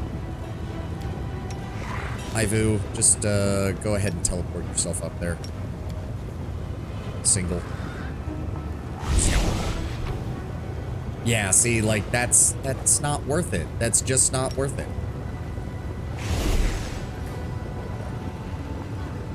Right, I do think we need to, right, I'm gonna admit, I really don't like. Here we go. I mean, like, I like the concept, but good lord, I'm gonna lose my mind as this keeps going, aren't I? Alright, go this way. And then that comes down. We can do here. Then we need to. There should be a way to go around, right? Yes. Yes. No, you have to go into the Bad Luck Tavern in order to get above this section of. Can't make the demons wait. Wait, do you have a name? No, you're just a beggar. Oh, that's not. No. This is the entrance to the infinity.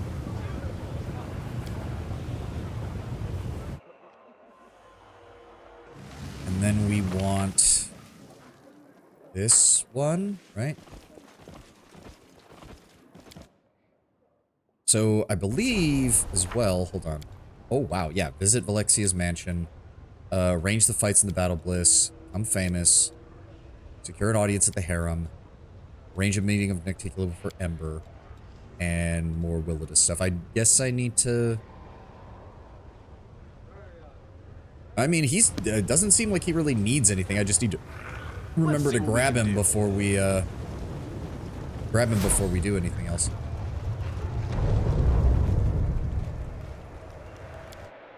Oh no, wait. That was not what I wanted to do. I wanted to use the portal over here to see if I can unlock it. I completely forgot to do that when we were over here last time. Give me a second. Please tell me this isn't going to be one of those situations with the Battle Bliss where it's like, you get to kill the enemy, but then you don't get to loot their bodies. I hate that trope. I despise that Here we trope in games like this. So, is this unlocked, or am I only allowed to go to these places? Like, if I teleport to the Nexus, am I going to be able to teleport back here? You need the tokens. How do I get the I token? can handle it. Didn't he give me the token? Well, okay, so I don't... Never mind. We're just going to go in with who we've got, then. I was considering going and swapping people out, but...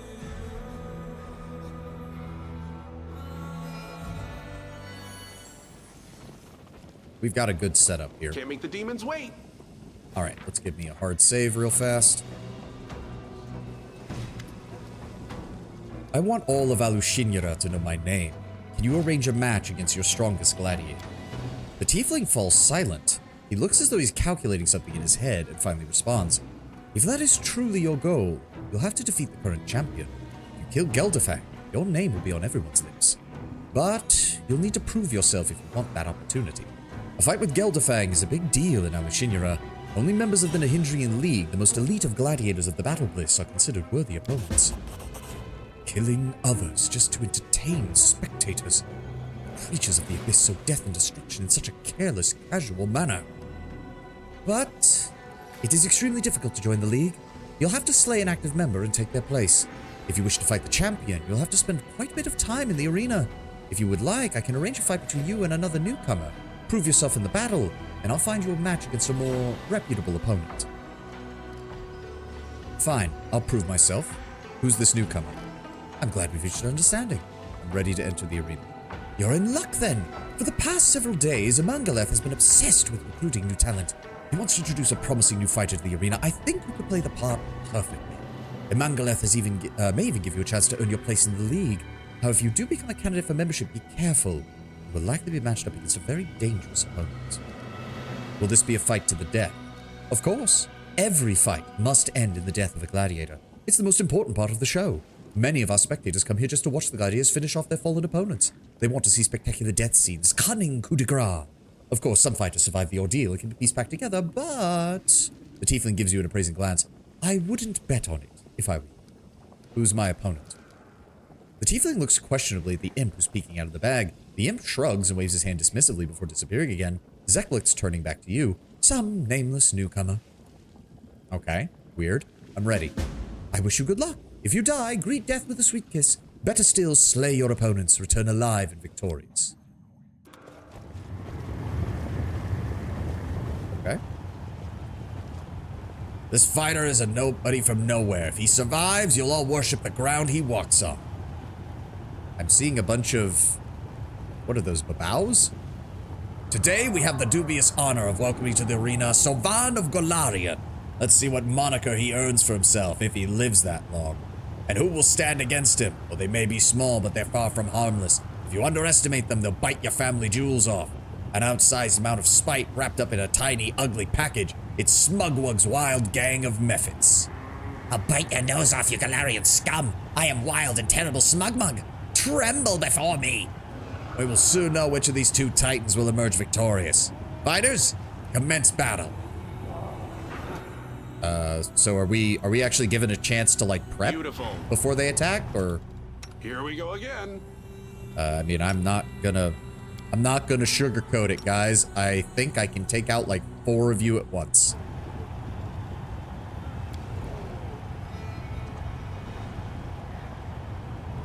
It's either us or them. Well, 3 of them are down, including Smugwug. Oh. Okay. That might have been a bit overkill. That might have been a bit overkill. 200 plus damage for some level 3 outsiders might have been a bit overkill. I'm not gonna lie. Okay, that was a little stupid. Prepare your... I'll rip you apart! Wow, okay. We have a winner. Hail the glorious fighter, for he emerges triumphant in vicious combat. He decorated the arena with Mephit guts. Give it up for Savan Mephit Slayer. Hey, who knows? Maybe someday he'll get a chance to fight against a member of the League once they start accepting Mephits into their ranks. Oh, and no loot because they're Mephits. Fuck. Okay, well, Let's see what we can. I'll be very honest. I was honestly truly expecting something a little more substantial. I'm not gonna lie. I really thought they were gonna put me up against something more difficult, but apparently not. Is that your idea of a joke? Were you trying to humiliate me? Why in the hell would you put me up against such a ridiculous opponent? Your conversation is interrupted by an eccentric-looking demon with suspiciously bright eyes. Judging from the slur of his words, he's under the influence of some kind of mind-altering substance. Look at that! It's the Mephit Slayer! Train hard, boy. Maybe someday you'll be strong enough to fight a Dretch. Oh! Zeklix frowns in irritation and with astonishing speed produces a dagger from his sleeve, cutting the demon's throat in a single swift, clean motion. The insolent demon gurgles, staring at the tiefling in surprise, before sinking to the floor beneath the contemptuous gaze of his killer. The tiefling cleans the blade with what's quite possibly the only handkerchief in the abyss. His face is pale and he looks slightly sick as he glances at the corpse. What a brute, he mutters to himself, then turns to you. Please listen to me, good sir, before you draw your weapon. Yes, this was an outrage. It wasn't my idea. This was done on Amangaleth's orders. He came up with the brilliant idea to match you up against Mephit. He thought the crowds would find it funny, and there was nothing I could do to stop him. I assure you, this will not happen again. Quick as a flash, Zeklix produces a gold coin from the bag and places it in your hand. This is for you. From now on, you have free use of the transportation ark that is located next to the battleways. This is one of the privileges afforded by the arena's gladiators. Give me a proper fight. Zeklix closes the bag hastily to prevent the imp's agitated efforts to escape. And I promise that I will arrange a proper fight, but first, I need a favor. I will arrange a match against the Flayer twins. However, they're supposed to fight someone else, so I have to find a replacement. Unfortunately, we don't have enough decent fighters left for the arena. I'd be grateful if you could procure a new batch of gladiators. I will cover the costs, of course. I am not a slave trader. Zeklix frowns and exchanges glances with the imp as it picks out of the bag. Why not? Does it violate your principles? This is the abyss. Scruples will not do you any good here. Fine. I advise you to keep your morals on a tight leash, good sir, if you wish to survive. But, fine. I must to take them. I'll try to make sure your fight with the Slayer twins takes place as soon as possible. I really don't like being called Mephit Slayer. Please tell me there's a way to change my title. There is nothing I can do about that, I'm afraid. The crowd already loves it. And that is all that matters to Mangala. You will be the Mephit Slayer for as long as the audience finds it amusing. Can you get that fight? As you wish. Be difficult. This opponent is more dangerous than the last you face. Make sure you are fully prepared before you enter. However, if you win this fight, you'll be one step closer to earning a spot in the league. Who is my opponent? The tiefling pats the bag absentmindedly and a scrawny paw emerges holding up 2 fingers. Oh, right, of course. The Flayer twins. Dangerous duo, impressive batch of victories. They have a reputation in the arena. Defeating them will bring you honor and prestige. However, you must remember that their stage name was given to them for a reason. I'm ready. I wish you good luck. Should you die, greet death with a sweet kiss. I'm assuming he's going to give us that line every time. If it really is just the two of them. Oh, they're Diracni. Interesting. I'll give you a hint. They'll get under your skin. One day they decided to get under a gladiator's skin and killed him, flayed him, and wore his skin as a suit. Meet the duo who makes all twins terrifying. Today they're gonna dress themselves in the height of Galarian fashion. The Flayer twins. I'll make a pair of shoes out of you, soft, spineless outsider. We'll see which contestants survive and which ones decorates the arena. Fighters, begin. I mean, if the game is just gonna keep handing me the opportunity to drop nukes on them the second the fight starts, this is not going to go very well for them. Kineticists have one hell of an alpha strike. Oh, what? Oh. You dick.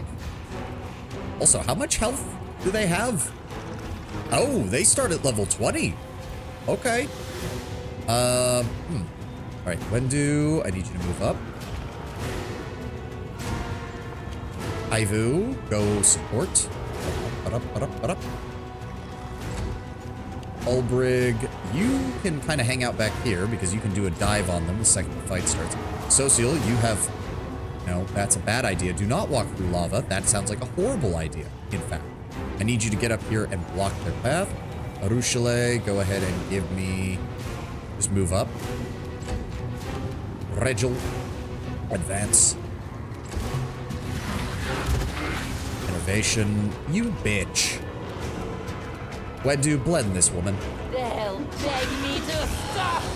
This suit used to be the skin of a respectable wait. In your memory, I will wear his face as a mask. Are they gonna teleport me again? Don't teleport me again. Game?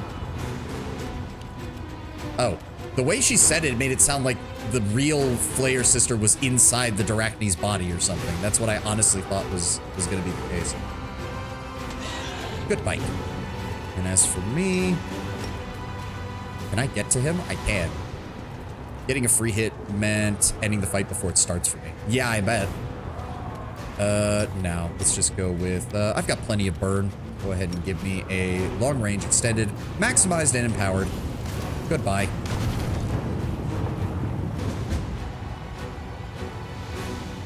Yeah, that didn't go very well for you guys, did it? And they actually have loot! Isn't that nice? The Toxic Wrap grants him where immunity to acid also makes enemies sicken for 1d3 rounds upon landing a sneak attack unless they pass a fortitude saving throw. Not bad. All-round defense. Whenever the wearer of this ring is 10 feet from the companion who wears the same ring, they both gain the back-to-back feat. If they both already have the back-to-back feat, they gain an additional +2 AC. Not bad. Not bad at all. And the Armor of Vigilant Sprouts. Whenever this wearer of this +4 padded armor is hit by a sneak attack or an attack of opportunity, the attacker must pass a reflex saving throw or become entangled for 3 rounds. Okay. A nice spread of what I would call aggravation equipment designed to make things harder for the opponent. That wasn't too hard, though. And they were worth about 1,800 experience points a pop.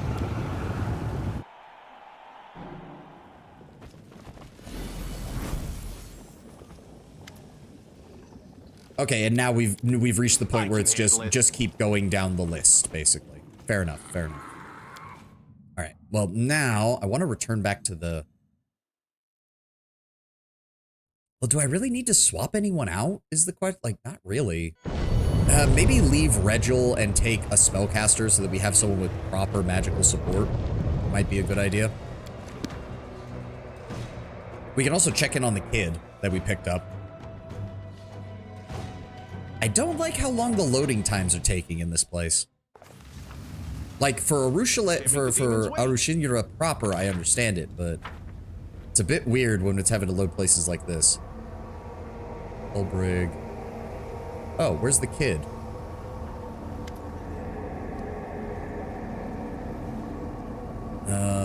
Far from the eyes of strangers, I assume my true form, but in Arushinura will be hidden. It seems this sorrowful and ascetic place will be what we call home, at least for a time. You can do the entirety of Act 4 and then do companion quests when traversing is easier. Oh, okay.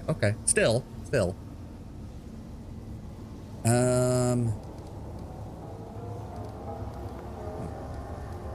Tell me, what do you think of the one you call the champion of Galari? I would be lying if I told you that I don't observe you with some trepidation. Sometimes I wonder what will happen if you falter. For power and responsibility represent the most difficult trial of all, and many a righteous soul have failed to pass it. Minaga warned me about the dangers that the closed portals pose. Before we move on, we need to take care of that. I am not well versed in such matters, but perhaps we should set a trap for the demons near the dormant gate, in case they attempt to activate these portals again. That makes sense. I want to ask you a personal question. There shouldn't be any secrets between us, Champion. The very instant the Queen Galfrey sent you to this dark place, I swore that I would do everything within my power to ease your burden. Be truthful. How does it feel for you to be in a place like this? This is not my first foray into the Abyss, Champion. Though it is the first time I have come here to watch and talk rather than do battle. On more than one occasion, I and other warriors of heaven have descended into this evil and corrupted place in order to bring retribution to the most vile and grant salvation to their victims. For better or worse, heaven and the Abyss cannot engage in open war. Though I can recall some moments when we seem to teeter on the precipice of just that. All we can permit ourselves are raids and skirmishes along the border. Is ultimate victory even possible? It is, but it is not the kind of victory you dream of. The hand of the inheritor remains silent for a moment before speaking again in a heavy but almost hollow voice. The abyss lives while evil lives in the hearts of mortals. Demons do not appear from nothing. Most of them originate from the souls of those who committed themselves to evil while still alive. That is why the war with the abyss, should it ever stop, would be never-ending. The place of each fallen demon would be immediately taken by a new one. That is why our only chance to secure ultimate victory will emerge only after we exterminate the evil of the world. We must achieve a situation where not a single soul would voluntarily resort to such evil deeds, when mortals themselves, by their own free will, turn to the light as one. But no one in the multiverse knows how to achieve that, and many who have tried have ended up as tyrants and false prophets. Heaven guard me against such a fall. Why did you choose to follow me? Because my duty and honor demanded it. You were facing a great mission, a colossal challenge, while those who remained behind merely had the honor of protecting what you had already liberated from the hordes of demons. My heart told me my help would be needed here far more. I showed his channel where he did the voting game for food, and he had a really funny reaction when one of the choices was wrong because people didn't vote for the option with free unlimited beer. My innocent thought was, yeah, because people are interested in unlimited beer because you damn well know that's the dishwater stuff. Not wrong, not wrong. Oh, and there's our ad for the second hour. You know the drill. Get a drink, get a snack, do some stretches. I'll be right back. I need to go refill my water.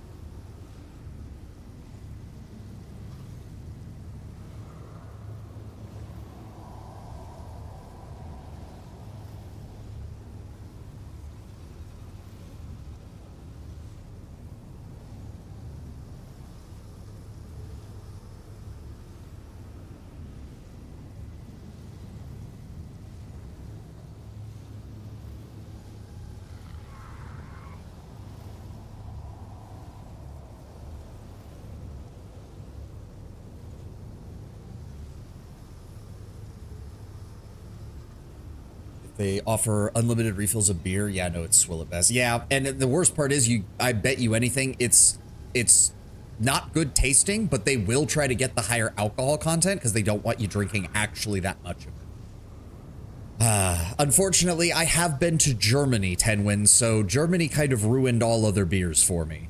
I've had proper dark German beer, and God, it's pretty much the only beer that I'll drink. It's the only one that I liked. Everything else just tastes too much like alcohol. Even a weak beer to me just tastes too much like alcohol, and I don't understand why people drink it so much. Do not understand. It's just not for me. But as I said, I've had dark German. The only other one that's really good, I've had some, was it Belgian or Dutch? It was one of them. They had a very light beer, it was the opposite from the very, very dark German beers. They had a very light beer, wheat beer, I think is what it was. That was surprisingly good.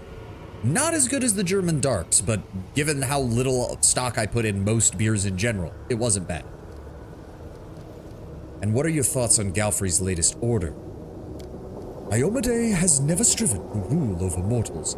She has only guided and helped them. I felt that I should follow her example and never try to interfere with your way of life or question it overmuch. What I will say is that I am certain of the necessity of our mission, as I am the sharpness of my blade. What surprised me, truth be told, and settled me too, is the cruelty with which my noble sister-in-arms Galfrey dispatched you here. The queen has every right to give orders to her commander, but a right without righteousness is worth little. Notes of chocolate, aged oak, lime. Taste it. I only taste disinfectant. Thank you. Thank you. I'm not the only one. Like, there's two types of alcohol that I can tolerate.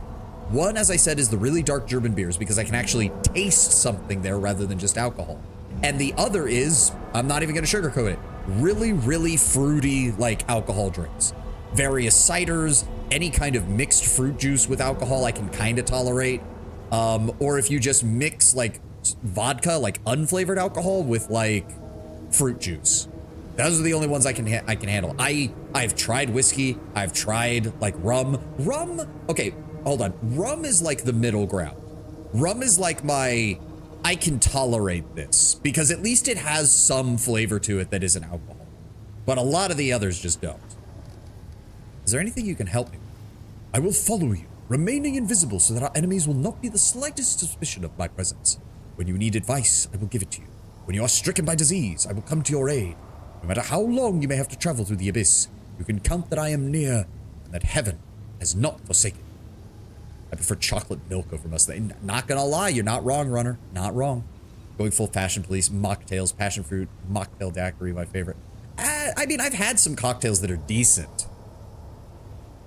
I don't know. Like, I am much more of that, like, like, give me a good root beer. Give me a good root beer. It doesn't even have to be alcoholic. I have had some good alcoholic root beers. They're okay. They tend to go really heavy on the licorice flavor for it, though, so you have to prepare yourself for that.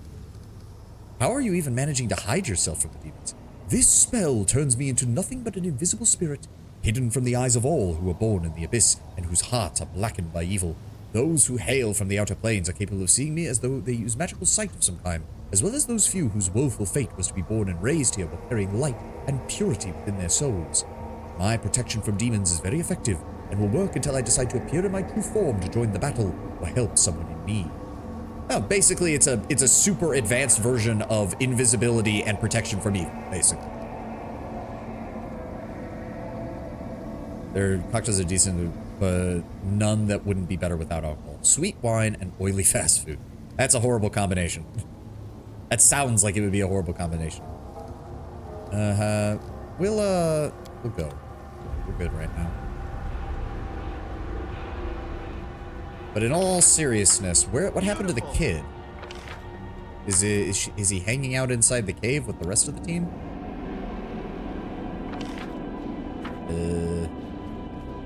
Oljif, Greybor, Sela, Ember, Darren, Social, or does the kid just not show up? Because that would seem a little bullshit, not gonna lie.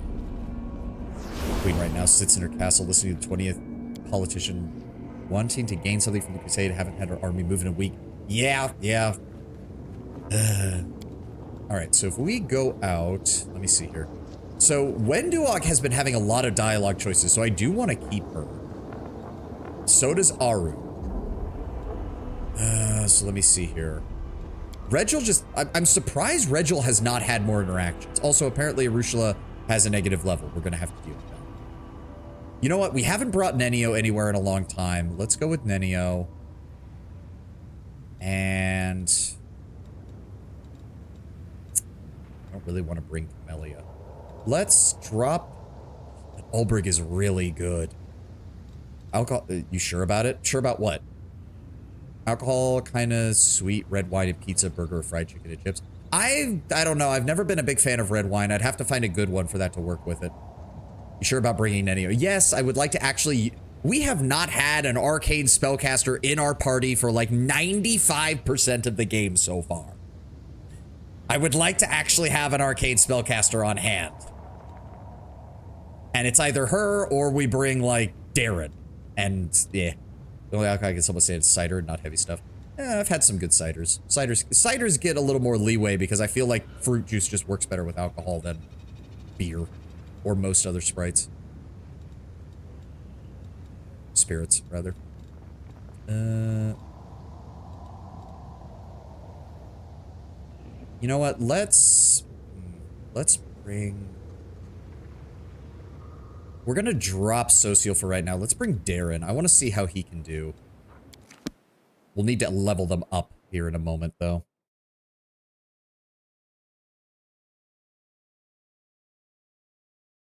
When was the last time you had Darren?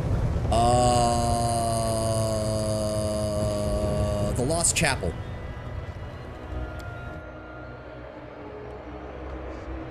All right, level 16. Give him another charisma. What does the build I have for him suggest? Let me see here. Darren. We are on level 7 spells. Destruction, Resurrection, and Bestow Curse, which we... Yes, Restoration, Bestow Curse. Is that all of them? Yep. Okay, so what else do we want to grab? Create Greater Undead is probably not the word, although we are kind of getting to the point where even that isn't going to create that good of an ability. Or of a enemy. Rift of Ruin is a conjuration. Inflict critical wounds mass. He does have a bunch of feats for necromancy and enchantment. Not the worst idea. Creature under the effect of this enchantment enters a state of euphoria. Until the end of the spell's duration, the creature's speed is half and it must succeed a will saving throw each next round to avoid being nauseated for 1 round. That's an 8th, that's a 7th level, no, that's an 8th level spell. Oh, we are supposed to be choosing an 8th level spell. I'm an idiot. I keep looking at the spell book rather than what level of spell we're looking at. So they recommend Soul Reaver, which I was looking at. Okay, potent death spell deals 1d6 points of damage per caster level to all living creatures in the air. Makes sense. Oh, skip the pleasantries. Unfortunately, yeah, he starts with 0. He does also get Horde Wilting, Heal Mass. And then what does it suggest for his next, what is this, number 5? 5. Improved Abundant Casting. Makes sense. Where is it at? There we go. Rules are made to That gets him 12 first level spells, 12 second level spells, 12 third level spells, 11 fourth level spells, 11 fifth level spells, 11 sixth level spells, and we're currently at 6, 7, and 0 out of 3 8th level spells. Very nice. And he still has the Phylactery Positive Channeling, which gives him that. This is cool and all, but for right now, because I don't have anything that gives him... To be fair, I usually only use this out of combat. I should just get used to swapping it in. Do I have a... Yes, Headband of Alluring Charisma. Go ahead and throw that on him. Now he's got a +9 on that. He's got this. Let's go ahead and give him... Constitution's nice and all, but Belt of Physical Flow will improve his ranged accuracy. What else does he have? Boots of Free Reign, so that means it completely counters his Oracle Curse. We don't have to worry about that. +1 bonus to all saving throws against fear effects. Chainmail of the Dragonfly. Mainly because this looks like something he would wear. Oh, do we have a better necklace for him? There's no... Come on, we've got to have a better necklace. Wardmaster Amulet, and just give him an Amulet of Natural Honor. Lens of Prolonged Gaze. I need to sell that. It's worthless on me. We have a... Nope, that's Cloak of Cleansing, Cloak of Resistance 2. That's a Librarian's Cloak. I want to put that on you. There we go. Oh. Oh, okay, so the Magician's Ring. But it also still increases save DC of illusion spells, which is still really good. Earth Unleashed, Prismatic Ring, Ring of Devastating Will. If a character makes a successful will saving throw against an attack that normally does half damage, okay, that's helpful, but it doesn't really change anything. Second Touch, Visible Fire, Headband of Vast Intellect, Braces of Bravery. No, Braces of Armor are better for her right now.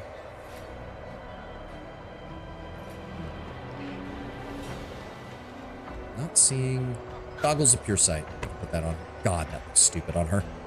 Earth Unleashed gives Darren more spells. Yes, but he already has Dark Omen, which is necromancy spells, which he already has. We also have the Awakened Driftwood. Yeah, which boosts his DC for all necromancy spells. +3 bonus on caster spell checks to overcome spell resistance. He should have... Yes, he has Spell Penetration Mythic already. Good. Good, good, good. Are there any gloves we can give him? Nope, that's a critical hit. That's for pets. Of all enchantment spells, in addition to the wearer suffers an enemy with the spell for the first time. We should have... We've been taking enchantment and necromancy, right? Or no, enchantment is on... No, enchantment is on Ember. Right. So we'll save that item for Ember. What else do we have? Gloves of Dueling. Worthless. Boots of the Stampede. Worthless. I think he's good for right now. Those spells are kind of useless. I mean, not all of them.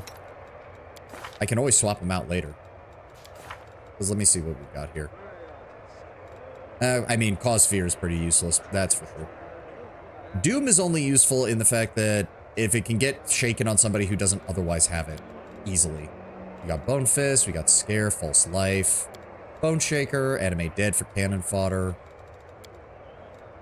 Crusader's Edge, which thankfully he can cast a bunch of, and Magic Weapon Greater, which he can cast a bunch of, which is nice. Yeah, his base spell penetration is 28. Very nice. Burst of Glory is good. Bone Shatter, Slay Living. Circle of Death, Joyful Rapture, True Seeing, Communal, good. Bestow Curse, Destruction. Okay. Oh, right, Nenio. Oh, yes, what? No, not Scroll Savant. Or is it? Lore Master, thank you. And then another point of intelligence to 30, which also gives her another thing of skill points. So we can give her all this. And if need be, she can now do backup as a trickery expert, if needs be. All right, what does... Oh, I actually have to build... I actually have to pull up her build. Where is it? Nenio, what do you suggest for your high-level spells? We are at level 8. Stormbolts. Why? Stormbolts is lightning. Pretty much every single enemy in the game is immune to that. And I also think we already have it. Yes. Successful fortitude saving throw. I don't understand why you would do that. Every single... Aren't all demons immune to lightning? All of them? Every single one of them? Or nearly every single one of them? Scintillating pattern. Equal to your castle. Okay, so that's worthless. Enables you to create a partially real illusory version of Chain Lightning, Cold Ice Strike, Key, Shout, Shirako, Caustic Eruption, or Elemental Assessor spell. If recognized as a Shadow Evocation greater, a damaging spell deals only 3 fixed damage. Okay, Frightful Aspect, Iron Body, Polar Ray, Power Word, Stun. Sunburst. All creatures within a 50-foot burst centered on the target point within long range. Not the worst, though. It's Evocation, though. She doesn't really have points for that. Shit. Hold on. I need to check her. What was I building her towards with this build exactly? She can still use her scrolls at max level, which is nice. And then... Nice. Right. Conjuration and Illusions is what she's doing. She also has Bolster. Critical, precise shot. Good. Yeah, she's got that. She's got Scroll Mastery. Spellbook. She is at 15th level. It seems that whoever made your guide wasn't a hardcore player. Yeah, no, they're not. I did not go for hardcore spells. Like, at all. And then... So wait, what do they actually... Yeah, 16 is Lore Master. There's nothing else there. And then... So let's get this done. Let's get this done. Nope, Lore Master. Way up here. Oh, she does pick up... What is Greater Lore? What even is that? At 6th level, the Lore Master gains the ability to understand magic items. Whenever a Lore Master examines a magic item to determine its properties, they gain a +10 circumstance bonus on their knowledge arcana skill check. Which, that's really for roleplay purposes only. I don't think Alcat has ever made an item so hard to identify that you would need this in order to do so. This in. Go. As for her 8th level spell, permanently shaken and sickened, a successful will save reduces the duration to the round. Sea Mantle, Shout, greater. Creature in the area of the cone can negate the stunning and half the damage with his fortitude save. Necromancy is a problem for her because she can't do that very well. Dragon of Kind, Euphoric Tranquility. Thinking power word stun, maybe? Any creature that currently has 151 or more hit points is affected. For 50 or less, the duration is... I mean, to be fair, 100... the problem is we've got a lot of enemies that... We're getting up there to the point where if they're within 150 HP, I should be able to find a way to kill them in a single round. Like... Because otherwise, we're going to have problems. Like we saw with that one dude. The weird jackal-headed guy. You can heighten spells if you took a feat. I believe I did. I took either that or bolster. I don't know. Polar Ray. One creature within medium range. Succeed on a ranged touch attack with a ray to deal damage to a target, dealing 1d6 points of cold damage per caster level and 1d4 points of dexterity drain. At this level, 1d4 points of dexterity drain is shit. It would need to be like 1d4 points of dexterity drain per 2 levels of the caster for it to actually be useful.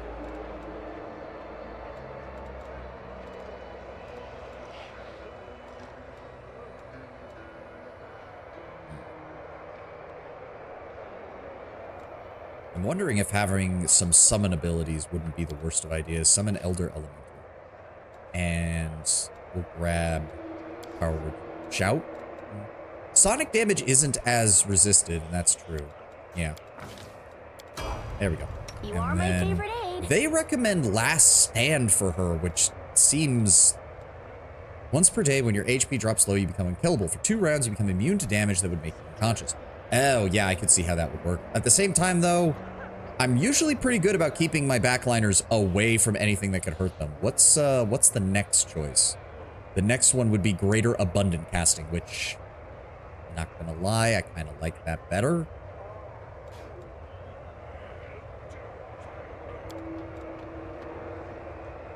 Cast 4 more spells of the 7th, 8th, and 9th levels each. Does not affect mythic spellbooks, unless you merge them, because then it does.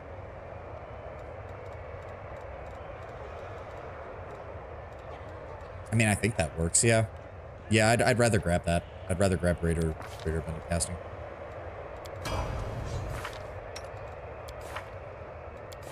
That also means... Oh god, I have to organize her shit again.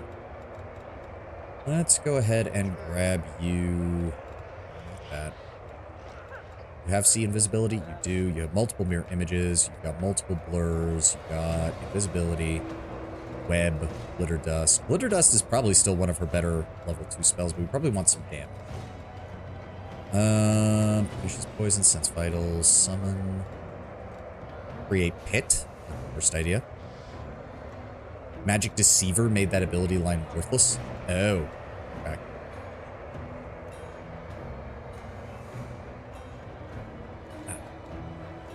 Let's go with... Damage only occurs once, but makes the entire area difficult terrain. I'm actually not opposed to that. Because difficult terrain can be a bitch for anything that has to walk. We've got Battering Blast for force damage. We got Fireball for rage. We got Haste for support. We got Displacement. With that. We have Rainbow Powder and Phantasmal Killer, Greater Invisibility. We have plenty of Phantasmal Webs, Mind Fogs, Thought Sense. Probably should only need one of those, honestly. Let's go ahead and grab an Icy Prison.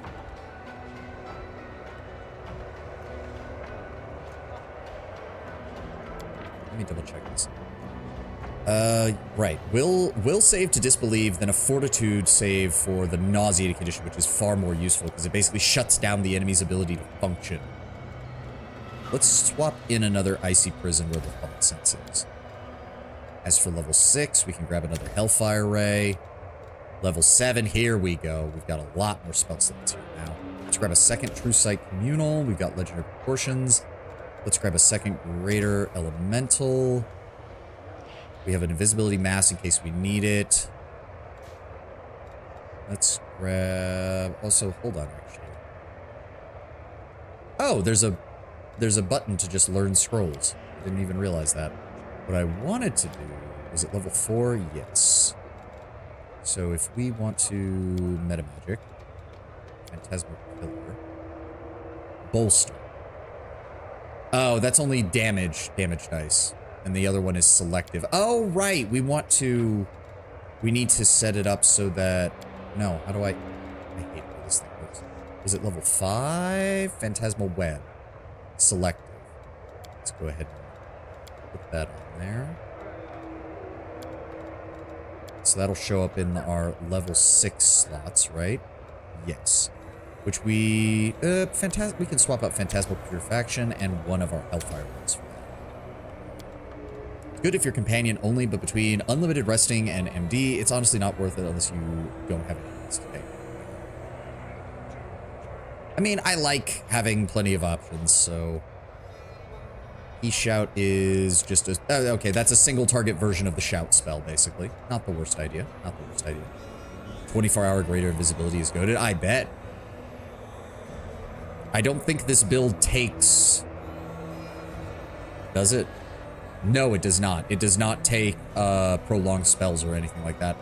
To be fair, by the end of the game, even 20 minutes of mass invisibility is a lot.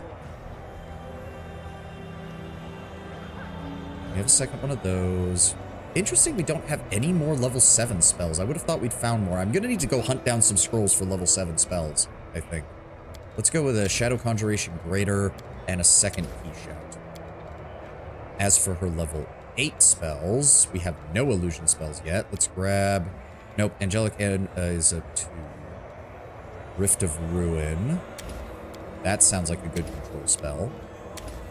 We'll grab a Stormbolt in case we run into a bunch of cultists or anything. Grab some Shouts and a Summon Elder Element.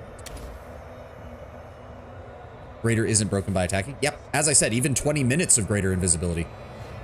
Do you think the AI bubble will pop? I don't see how it doesn't. The question is how many companies it drags down in the process. Okay. Now, technically speaking, this is a little bit of cheating, but I don't like forgetting to rest, so I'm just gonna go ahead and rest all to get everybody's spell slots back. There we go. Everybody is now set up. Let's see what we can do. Always hit flat-footed unless the enemy has a way to avoid it. Yep. Because I think the only way to get around that is you need improved blind fight, you need the ability to see invisibility, and I think a couple of other things in order to fully counteract the enemy having greater invisibility. Here we go. It's a pain in the ass, both for the player and for the AI. Okay. I welcome your company.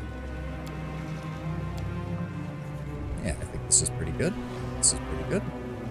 Oh, he also has Restoration Lesser. Good. And regular Restoration. And Breath of Life, Burst of Glory, Cure Light Wounds, Slate Living, Waves of Fatigue. Very nice, very nice. Curious what will go away with it if the AI bubble pops a majority, if not all the data centers will be shut down due to the absurd cost of them running, which means the AI will either become extremely expensive to maintain or use it all or completely go away in its current form. I'm curious how many companies that will go bankrupt and how many computers will break. Well, the main thing that will happen when those data centers go down is they will desperately try to sell off all the hardware, which means if the bubble does pop, graphics, well, for one thing, the crypto bros are going to love it because they're suddenly going to have a glut of GPUs that no one's going to want because there's just going to be too many of the damn things, and they're the only ones who are going to really be able to use it. The RAM, yeah, don't even get me started on the RAM. All right. Ooh. My fight in the arena was far from fair, Karo explained. The imp squeals angrily as he tries to get out of the bag. Zeklix holds the bag firmly shut, fighting to keep the belligerent companion inside. I swear it was Mangaleth's idea. As you should already know, he is not a fan of fair fights. I regret that you were caught in this trap. However, you held up quite well. But quite the talent. I'll be able to arrange you a match against a serious opponent, maybe even a champion. Alright, give me what you got. Yes, I already know how this works. By fighting a member of the League is a privilege. You have to earn the right to face them in battle. Now, I might be able to help you on that front, but first you must do me a favor. I need you to give a gift to the current champion. I'd like to send her the most beautiful succubi from the 10,000 Lights. I need you to make a deal with them and convince them to provide their services to Geldefang. If you do this, Geldefang will be happy for me to arrange a fight between you and one of the League's fighters without delay. Where can I find these succubi? They're a brothel in the middle city called the 10,000 Delights. It is run by succubi and is located near the border of the upper city. It is a magnificent place of pleasures. However, you should be careful. Once you're in there, you'll need to want to keep track of your coin purse and the time. I have known demons who stopped in the brothel for a quick rendezvous and didn't come back out until years later. A lot of Microsoft PCs with Force AI that I now forget the name of, their main function is just crash until updated to make the AI optional. Probably. And knowing Microsoft, it'll definitely be the latter rather than the former. Give me the gold up front. The tiefling carefully counts out the gold coins and hands them to you. This should compensate your expenses. He carefully counts out the gold coins. Yeah, carefully counts out 40,000 gold coins. Sure. All right. Ready to enter the arena. You'll have to wait until I can find you. However, you can use this time to assist me in a matter we spoke of earlier. Yeah. Okay, I get it. Can't make the demons You want me to wait. go handle that? I'll go handle that then. Which means we need to find a way into the middle city.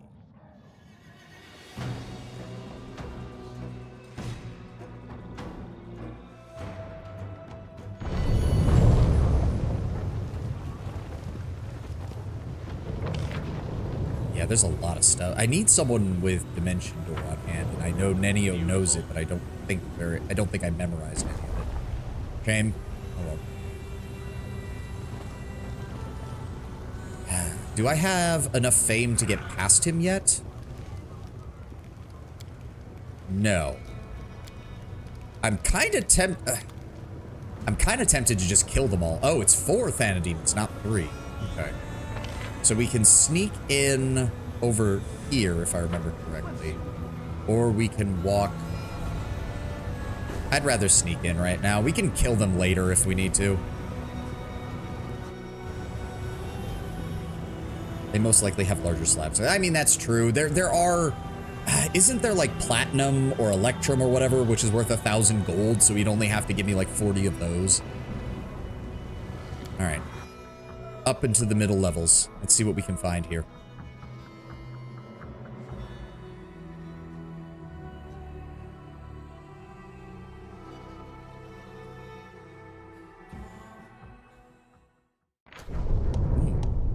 In this strange abyssal realm, space itself sometimes behaves in weird, unexpected ways. By turning the camera north, south, east, west, you can move parts of the city around, even floating islands. Okay, so it's not just the buildings. Here we go. Oh. Someone left some loot. Hold on. Something is not right here. Make sure we get the experience for doing both sides. Thank you. And now disarm that.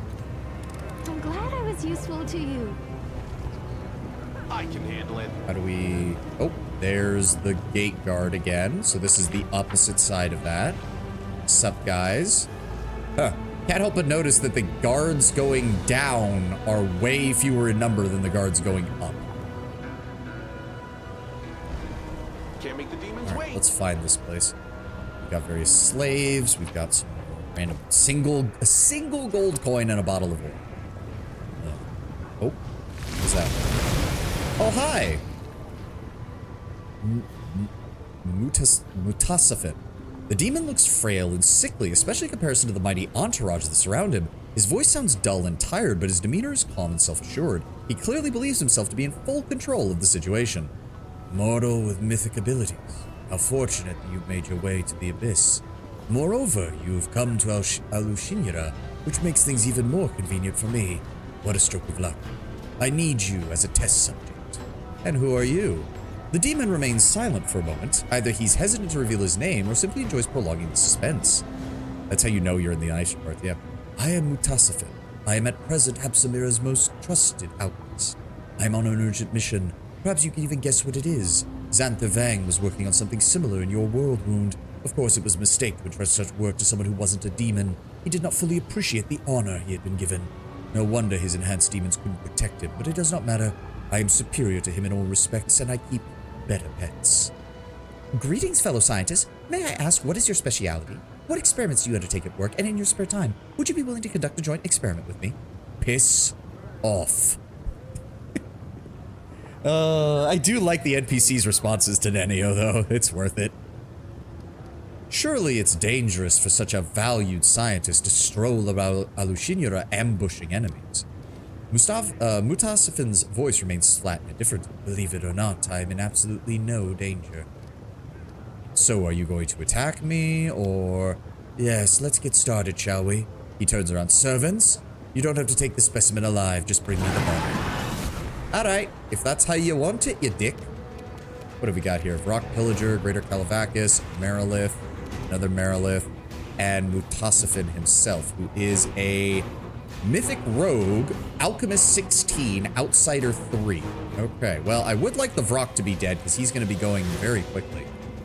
So... Give me a 5-foot step this way, Windowog, and then blend. Thank you. It's for you. Alright, the Marilith's gonna move up on me and attack. And of course he uses... And it's a fucking acid bomb. I should have seen that coming. Take a 5-foot step this way. Darren. Let me see here. Horde wilting? Horde wilting. Ooh, that's... Ooh. I did not realize how big of an area that affects. Holy shit. If I set it right about... there. Ooh, nice. That was actually decent damage. Thank you, Darren. Alright, who's the Calivacus going after? Wendowog. Ivu. Go after the Vrock Pillager. Finish him off. Thank you, Ivu. Arushale. Got here. Who's going next? You are? Give me... Got that on. Good. Go ahead and give me a Sense Vitals and open fire. Desna, guide my hand. There we go. Good. Good damn it. Good damn it. Ulbrig. Go ahead and activate your Griffin aspect, and then... How much AC do you have? 39. Ulbrig is at plus 36. Okay. Good. Go ahead and dive on him then. This was educational. Perhaps too educational. I must take my leave. Oh, and he gets to freely leave, doesn't he? You son of a bitch. Huh. No. Get that off. I also need to check something. So if I maximize and empowered, if I swing 4 times, is that going to use 4 burn, or does it only use 1 burn for the entire attack combo? We're about to find out. This. Yep, coming right at me. So... Oh, no, it only used 1. Sweet! Nenio. Go ahead and... Let's try the weird. Where is that? Level 4? Difficulty class of 30. Let's try it on you. Oh, it missed it by 1. Yeah, missed it by 1. Ah, I needed her to roll anything a 14 or lower. Ah, that's fucking... Yeah, this is why save or die doesn't really work on this in this game, does it? That's annoying. Give me a 5-foot step back. Bewildering injury. Staggered. What the fuck? Oh, do the Mariliths all do that?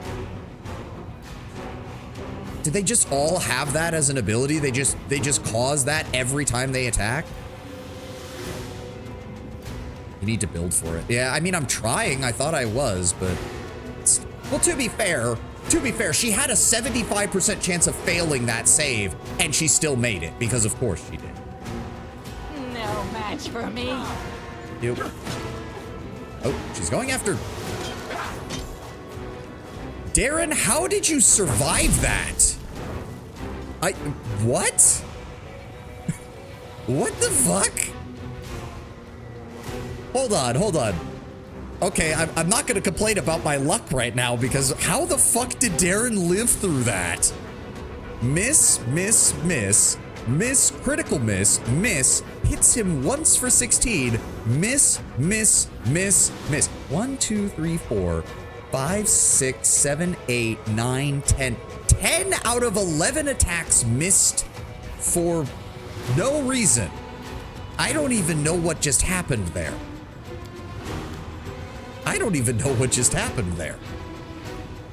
Let's try destruction on you. That did nothing. It only dealt 10d6. Really? That's it? Oh. Okay, that's really bad. I don't know how to build spellcasters, in case you haven't noticed. I can build Gish characters decently. My sorcerer in Kingmaker was great, but Make your peace. okay, there we go. Ulbrig. Slice and dice. Thank you. Oh, there's more of you? Oh, wait, that's the Echo of Discari. That's his herald, isn't it? A monstrous shadow appears somewhere at the edge of your vision. It does not seem to be in a hurry to approach and keeps its distance as it begins to speak. The shadow's voice is very strange, constantly shifting. One moment it sounds young and melodious, and the next it rasps and rattles with age. Despite the different intonations, the voice has a stern, ominous quality that never I changes. heard your toy soldier crusaders had taken over the Midnight Fane and the rift located there. But I never thought you'd have the nerve to descend into the abyss. I assumed you'd block the underground passages, put guards out by the rubble, and sit there, shaking, waiting for someone to attack you again. I know that, fiend. Champion, this is the Echo of Discari, the avatar of our arch-enemy. This is a mighty, cunning, and vengeful opponent. He cannot see or hear me, but he will pounce if he knows I am here. He hates everything related to Iomedae. Be cautious. I was about to say, it's literally just a minor version of himself, isn't it? Yeah.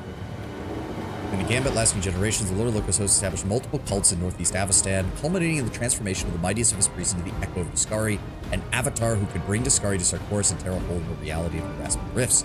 Only the actions of Eredin's direct intervention foiled the scheme. Eredin drove the Echo and his armies into the Lake of Mists and Veils in 4433, and since then, the Echo has relentlessly hated humanity and all of Eredin's followers in particular.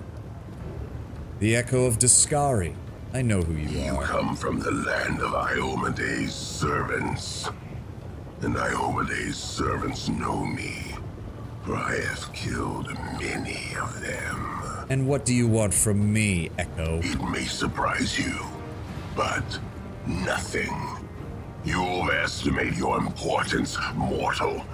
You probably think your victories in Dresden and the Midnight Fane have dealt us a fatal blow, don't you? But my lord's hordes are endless, and there are other rifts in the wound that will serve our purpose when the hour comes. So no, I did not come here for you, mortal. You're right. The Midnight Fane and Dresden are both inconsequential to the wider war. Just wait till I get started with you. Your words are nothing more than empty bravado. Last time, it took the power of your god Erodin to stop us, but now he's dead, and the power that mortals currently possess is nothing compared to the power he wielded. You say that. I was looking for Mutasafin. I need to speak with him. I stumbled upon you by accident. What a shame. The demon you're looking for ran away from me in a panic. I doubt Mutasafin even knows how to panic. You did not pose a real threat. He could not be killed through conventional methods. He left because there was nothing else for him to do here. Also, I'm sure he was in a hurry to explain to Hepsamira why he wasted a few demons on such a stupid escapade. She will not be happy about that. Oh no, she most certainly will not. Sounds like coping a little bit. There was that option back here where it's like, oh, how convenient for you that now that we've defeated your armies there, that these places were inconsequential. I have no reason to allow a leading commander of my foremost enemy to live. Perhaps I should kill you here and now. I have no desire to fight you, mortal. If the Abyss doesn't finish you off quickly enough, I might hurry things along, but not yet. I'm gonna enjoy burning you to a crisp. The Abyss is full of hideous creatures, but you have just met one of the worst. The Echo of Discari is an old enemy of mine, both vile and cunning. I wish I could comprehend his dark machinations, but I do not understand why he has revealed himself to us in this way. It seems unlikely that he would come here just to gloat. The angel falls silent, lost in thought. Oh, and suddenly the regular demons are scattered around again. Vrock Pillager, okay, some basic gear and shit. I suppose I shouldn't be surprised that if they knew a powerful demon was coming through, that these guys all cleared out. Oh, the waiting's never fun. Give me the... where is it? Phylactery. Equip that real fast. Missed me already. Fast. There we go. Tops everybody off. Very nice. Go ahead and throw the headband back on. Guessing he doesn't have anything. Yeah, I didn't think so. Okay, so what have we got? To the flesh markets. Portal up. Some more stuff over here. Oh. Oh, early sunset. The vague outline of an apparition does not allow you to see the face and appearance of the speaker, but you recognize the voice without difficulty. It's your Azada companion, Early Sunset, and his words radiate dismay. Darren looks like a very stereotypically fantasy character in this model compared to his art. Yeah. Suvan, I have found you at long last. Even with my spells, 'twas no easy feat in the abyss. Where were you before you came here? I have not yet arrived, though I am on my way at the edge of the abyss. I just wanted to contact you to make sure you were still alive. I did not expect to find you in Alushinyur. Nasty place. Its ruler is more dangerous than most of the other demon lords. Goes without saying that you should be incredibly careful here. Why were you looking for me? I bring you the latest news of Galarian. You will surely wish to hear it. And I sincerely worried about you, my friend. The abyss is a dangerous place, and it's far too easy to disappear there. How wonderful it is to see I am not alone, and that some of your allies from other planes are willing to rush to your aid. Early Sunset does not react to the angel's words. He either does not see the angel, or he does not consider it necessary to answer. What? No, no. There's no way in hell an Azada would just ignore an angel. Make fun of him, poke fun at him, make a jest at him, yes. Ignore, no. Something's not right here. Or he doesn't see him. The only thing that stops someone from seeing the Inheribro right now, Tenwin, is if they're not good aligned. So I see. What now? I will soon arrive and meet you in person. Forgive me, but I do not wish to appear within the walls of Alushinyura. I will go to the place of the former rift of the Midnight Fane and wait for you there. When we meet, we can talk and exchange news. Good luck. My thoughts are with you. Nah, something's up. Something's up. Can it be the whole apparition thing? That might play a part in it, but that doesn't... Let's see what we can do. Something's not right here. Something's not right here. Oh. Oh. Okay, so if I... Ah, okay, so... What is down here? Nothing. Oh, wait. Maybe.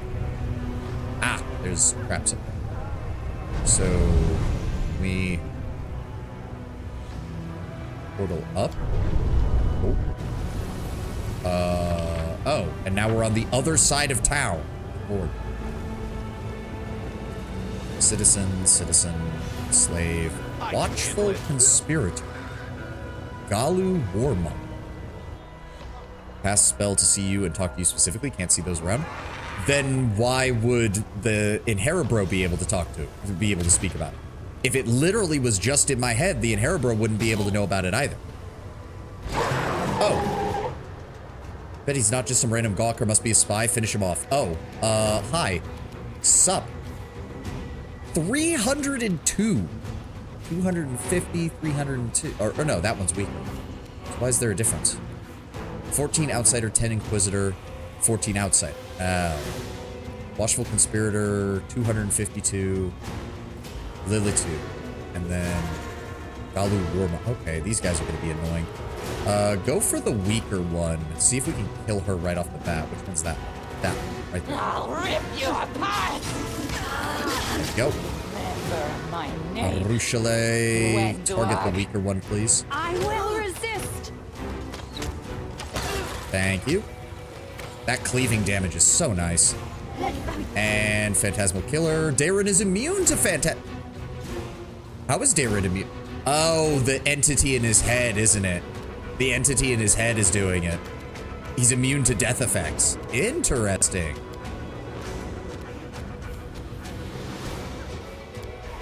Let me see about this. Curse of Weakness is a -12 penalty to strength scores.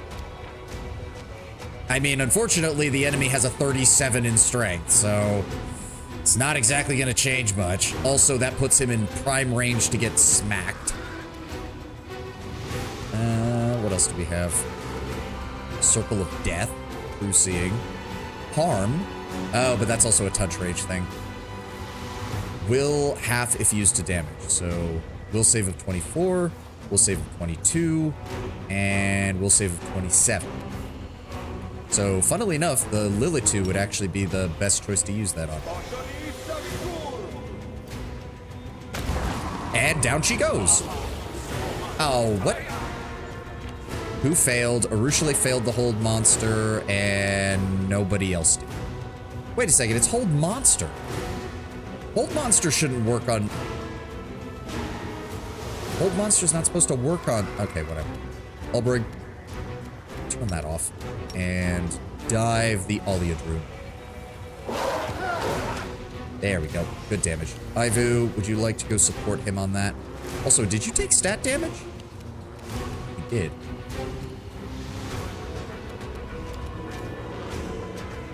Let me see here. Haste, battering blast. Battering blast should work on her. Or we can just miss. Thanks, game. Alright, can I attack this guy now? Yes. 4 maximized empowered attacks, please. Damn you! Good fucked. When do I... Did his body fall down there? Are you shitting me? Can't make the demons wait. That is...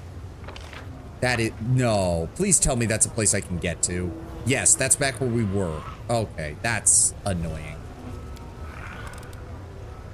I finished here. Wow, Is and there that's more? it. That's all they were protecting. Beautiful. Okay, hold on. Go back. Go back the way we came. Little down. Wait, no, his body showed that there was something you could grab. I know it Let's did. see what we can do. And now it's gone. Fuck you. And where there used to be... Wait, now he's back up. Okay, the game is fucking with me now. The game is fucking with me now. Here we go.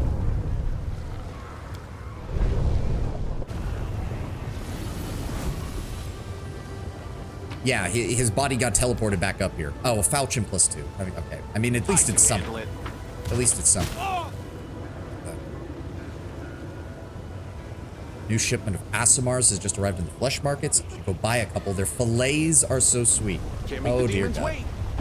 Great. So now I know that half the people in the town are just staring at me, already eyeing up how to kill me and eat me. No, no, no, no. Open that back up. Open that back up. That is a portal down. What is this? Vile demons, dumb, countless, took all the power. Had there been more of us, we would have strangled. Oh, the demo Dan. Hear that? You're delicious. Wendigo eyeing your ass, licking your lips. I know. I'm She here would. all week. I refuse to Oh, accept their we're statement. getting hassed by mortals now? This place has gone to the gods. Slit his throat. We don't need a witness. Okay, buddy. Let me just throw harm on you. 150 damage. Very nice. Unfortunately, they are going faster than us, which is unfortunate. Arushale, target the stringy demo then. Prepare yourself. Yeah, the health pools are starting to get really big now. Ow. Okay. Gwendua, go ahead and target this. Well, target that one. No match for me. Thank you. I took a cave Good job, run Wendu. for a foe. Ulbrig, go after the mob leader. Down he goes. I will go after that one. If I turn off Empower. Oh, sweet. I can do maximized just on its own. Oh, that's beautiful. How much damage do I do with that? 83 damage. So yes, I can do 83 damage as a touch attack 4 times for over 240 damage in a single round. That's pretty good. How much does your magic missile do? 6 apiece. Why is it maximized? Oh, god damn it. That's fine. Ivu. Fight. Darren. Let me see here.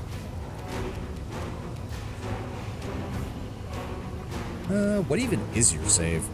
Oh, wow. Your saves are actually pretty shit for a level 18 creature. But I just want you to die. So, Bone Shatter? Bone Shatter. That should be. Yep, there we go. Wow, he nat 1'd that. That man's skeleton just exploded. Oh, skip the God pleasant. damn it, those are on as well. Still, 90 damage maximized is not bad. Beautiful. Smile. The world's not ending just yet. There we go. Most people took... Oh, I need to fix that. Hold on. Where's your lesser restoration? No, not regular restoration. Well, hold on. How much? -4. Okay, yeah, no, hold on. Darren. I need regular restoration on Ivy, please.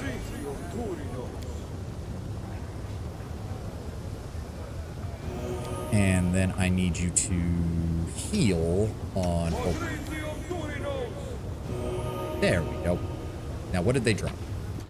Oh, almost nothing. Thanatic Titan's Minor Rune. Okay, I think I know that. That has to go. So you've met Mustafason. In Tabletop, he's a genius responsible for creating the Nahadrian Crystal Elixir. He ascended to mythic power from the experiments of another demon lord, Hagenti. Normally, he's quite done with his position in the cults, so he looks for an opportunity to sell out Minago so he can move on. Belt of the Venerated Champion. This +6 Constitution belt grants its wearer a +2 bonus on Fortitude saving throws and a +1 insight bonus to AC against evil creatures and effects. Nice. The only person who really uses a pure Constitution buff is Ulbrig, because he's already got stuff that buffs his dexterity and his strength. But that would give him another point of Constitution and give him some AC, which would be nice. Hold on. Switch back to your human form real fast. And then, where is it? There we go. Belt of the Venerated Champion. Go. That'll also get him some more hit points. And switch back to Griffin. Perfect. So there's the portal down, portal up. Oh no, wait, that's below us. Okay. So we have the 10,000 delights. The flesh markets is back the way we came. Ooh, where does this go? Let's see what we can do. Oh, that's a trap. Okay, good to know. Does this actually go anywhere? Oh, something's moving. Ah! Oh, okay. Can I... Oh. Okay. What's up, everybody? Matches in the Battle Bliss have been dull lately. You can tell right from the very start who's going to win. I want to watch a fight. Here we go. Oh, who's this? I beg you, kind sir, a moment of your time. Hold on, let me drink some water. Ah, there we go. A thin Aasimar, good breeding apparent in every line of his aristocratic face, addresses you. Greetings and welcome to this dismal place. The name is Latverk, and I ask for your help. I beg you, show mercy, not towards me, but towards these young and innocent maidens. They are my wards, and they were unfortunate enough to be abducted by demons. Sarenrae herself bestowed a revelation upon me, which prompted me to settle here and aid my brethren doomed to a dark and cruel fate. But my strength is all but gone, I swear it. I am in need of assistance now more than ever. Aasimar women drift out of the house, standing like silent shadows behind Latverk. The faces of many of the women are covered in scars, and their gazes are cold, as if numbed by suffering and despair. How may I be of assistance? I am so glad you're willing to listen to me. The good gods must have engineered this encounter with one of my own kin. For here in the Abyss, all who cherish our upper plane heritage must support one another. It's exactly that I wish to discuss. Freeing enslaved Aasimars has become my trade, you see. These women are former captives who I saved from a monster's clutches, and I protect them to the best of my ability. But I've heard of a new shipment of slaves about to arrive in the flesh markets, and there's nothing I can do to break their shackles. Please, do it in my stead. Purchase their freedom and send the women here, so that I can see that you are a traveler of means. A single act of kindness, which should be not inconvenience you excessively, but will be forever indebted to your compassionate soul. Such a kind and gentle soul and its true rarity in the Abyss. We ought to help him, champion. Not just to save the poor slave woman, but to strengthen his faith in the righteousness of the path he has chosen. Oh, even in the Abyss we find an Aasimar living a virtuous light. There's no escaping you lot, is there? Darren says with a sneer. How did these women end up in the Abyss? The Abyss ever hungers for slaves. It sends out countless raiding parties to the other planes to stave off its cravings. These poor young women were captured on Galarian herself. I've never seen anything viler than those ruthless thrall hunters prowling in search of defenseless victims, sniffing out the weak to enslave and clamping their collars around their necks. I mean, yeah, I'm suspicious. Again, the hand of the inheritor spoke, and he did not react to it at all. The kid did, though. Remember? That's what's tipping me off on this. The kid did react to the inheritor showing up. So people who are good aligned can still see him. Where can I find these captives? As far as I know, the thrall hunters were hired by a slave trader by the name of Junk. Junk? D-Y, that is a weird pronunciation sound. Junk? A hideous demon utterly lacking in morals. I'm sure you'll find him at the flesh markets gleefully counting the coin from selling his chattel. Why are you unable to buy their freedom yourself? The man sighs and throws up his hands. Alas, I simply cannot afford the expense. My meager income is spent buying the freedom of these poor souls, and when demons see an Aasimar customer, they raise the price and conspire to keep me from purchasing anyone. In their eyes, the glee of thwarting me is worth the lost profit. I got the detail about the Hands of Visibility. Yep. Of course, the demons will try and deceive and humiliate you too, but let's put it this way, it'll be much less harsh than in my case. My face is already too familiar around the flesh markets, and they know I'll stop at nothing to save these young ladies. They don't know anything about you, so it'll be easier for you to get it done. You know, it just occurred to me, he's saving Aasimar, but I can't help but notice that he's only rescued women. Why did they bring these Aasimar women to the Abyss? It pains me to think, but there are only two options, both equally terrible. They will be sold either to the 10,000 Delights, that filthy whorehouse whose corrupt souls indulge in the most immoral and vulgar of pleasures. The other option is even worse. I have heard of the Lady Shamira, mistress of Alushinura, who is a former celestial from the upper planes who once served the Lady Sarenrae. That partly explains Shamira's irrational hatred of Aasimars. They say that she buys our kinfolk, takes them with her to the harem of ardent dreams, and there she tortures them mercilessly before dining upon their flesh. She is a monster. Fear her as you would plague or fire.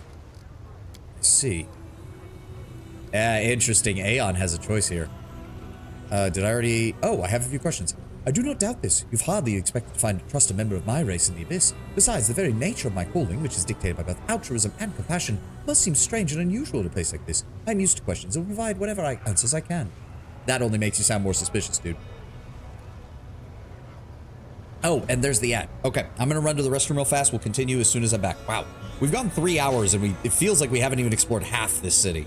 All right, I'll be back in a moment.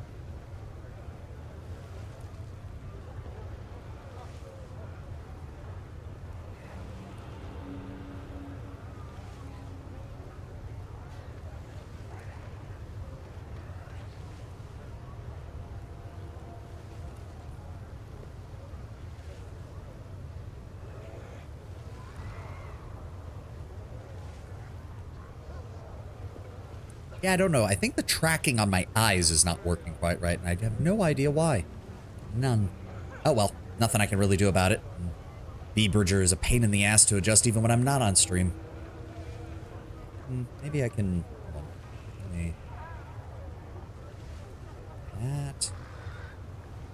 That's a little bit better. That's a little bit better. Okay. Ad's almost done. Right, I'll provide what answers I can. How do you survive in this place?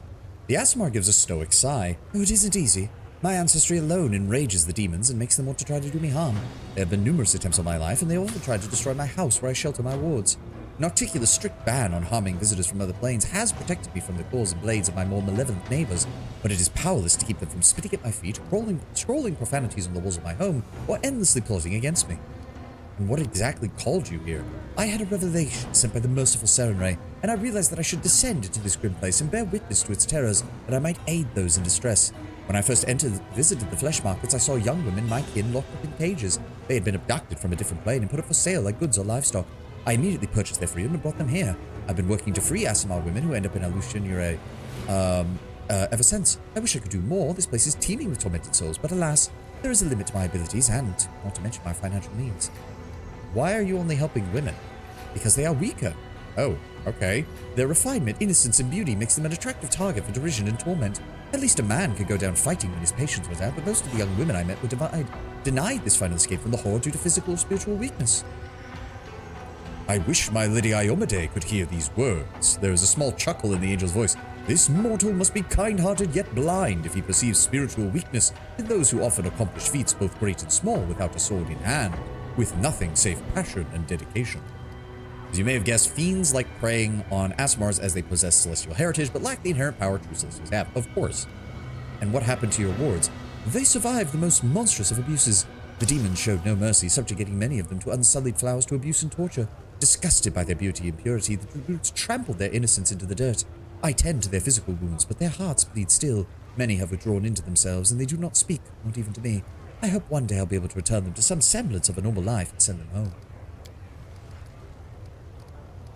I could use a little help myself. Oh, the Aasimar throws up his hand. I fear there's little I can do to help, but please accept this gift. You have a martial look about you. I have no doubt you'll make use of it. The man hands you a flask with a healing potion, then he hides his hand behind his back to show he does not expect payment for his generosity and would refuse it if offered. Would it be possible to spend a night in your home if we need somewhere to stay in the city? I am very sorry. I would gladly shelter you, but there's simply no room. My wards and I barely have room as it is, and we live in near poverty. Moreover, the women need to feel safe so they can heal. They need to be surrounded by familiar faces and protected from even the slightest hint of danger. Letting armed strangers into our home would bring back traumatic memories and be rather cruel under the circumstances. Please accept my sincere apologies. See, the thing is, he's saying all the right things, but he's saying it way too clinically, is what's arousing my suspicion. Like, he's saying all the right words, but the way he's saying it has me intensely suspicious. Oh, there is a... What's this? Got this one. The symbol inscribed on the wall belongs to the language of the Titans, first creation of the gods, and themselves the creators of the Sinister Demodans. Didn't we pick up that? Oh, I guess it doesn't go to this one. Fair Can't enough. make the demons wait. So he just, well, I mean, I guess it does help him that he lives out on one of the islands of the, like, it's separated from the rest of the fuck? Just received a slip of slaves. Half of them are defective, crooked, limping, and half dead. He cast illusions on them before selling them at the market. If I see that bastard again, I'll rip his liver out.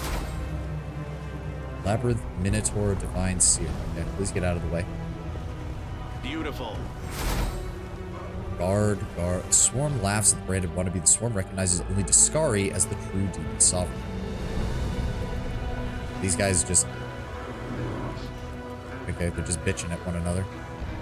Marilith, another guard. Oh, to the Harem of Ardent Dreams. Okay, we don't want to go in there just yet. We got a lot of shit to do before we go talking to one of Nocticula's lieutenants. Oh, let me guess. Oh, something's moving. Okay, we're moving away from wherever we were. Portal up, Here we portal go. down. More slaves. Is this? Oh.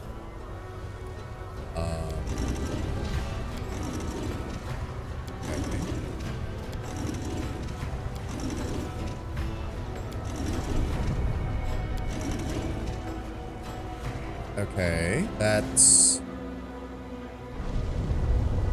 How the heck? I'm assuming... I am yours to command. I mean, I'm assuming it's a puzzle, but how the hell would you do? Oh god. Oh god. You'd have to, like, get them all so that they're all facing the same way.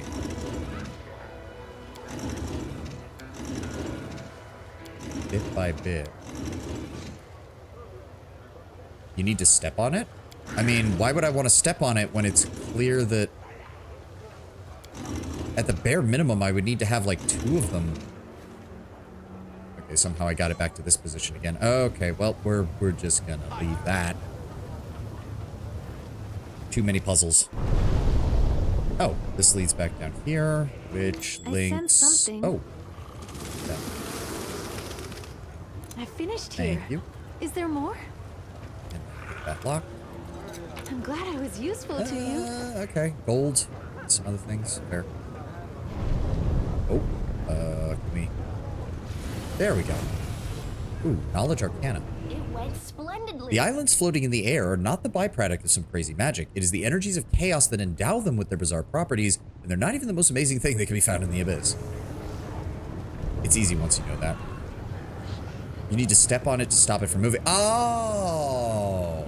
Oh, that makes a lot of sense. At low hit die, alignment auras don't appear. It would be a waste of a spell that everyone just doesn't cast alignment-based spells on everyone they need.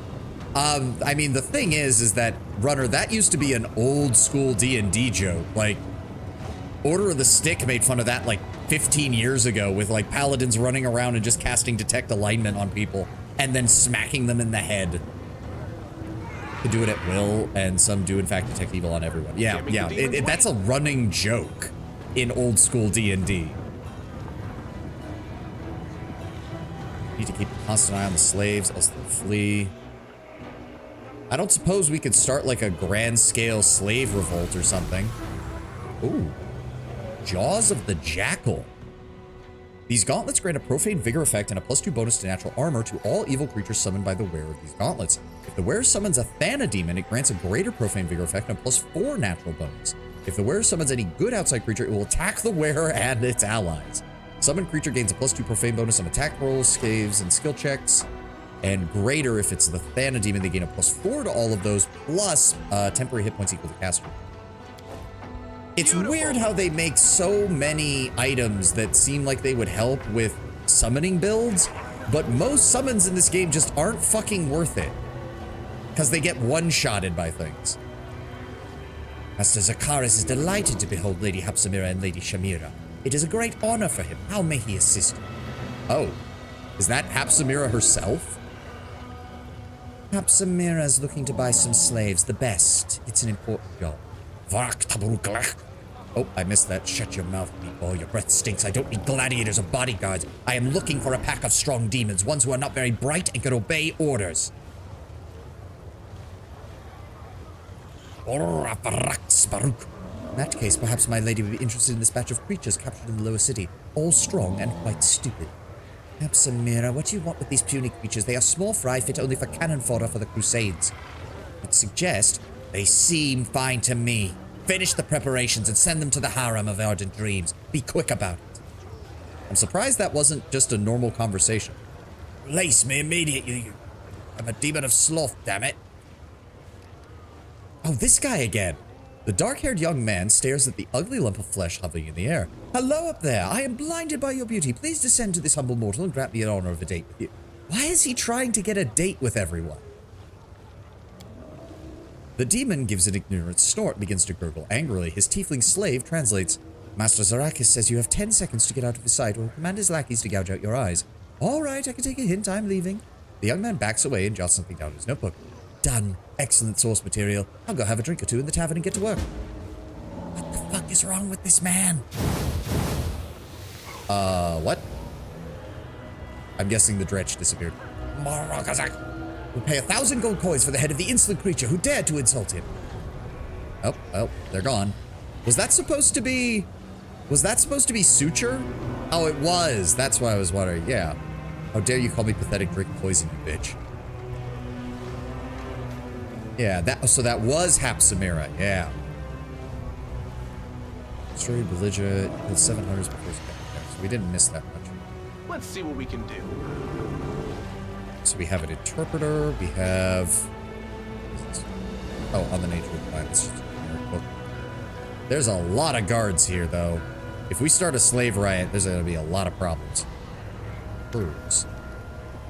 A tough-looking demon with a rough, cruel face and the hands of a seasoned warrior greets you with a grin.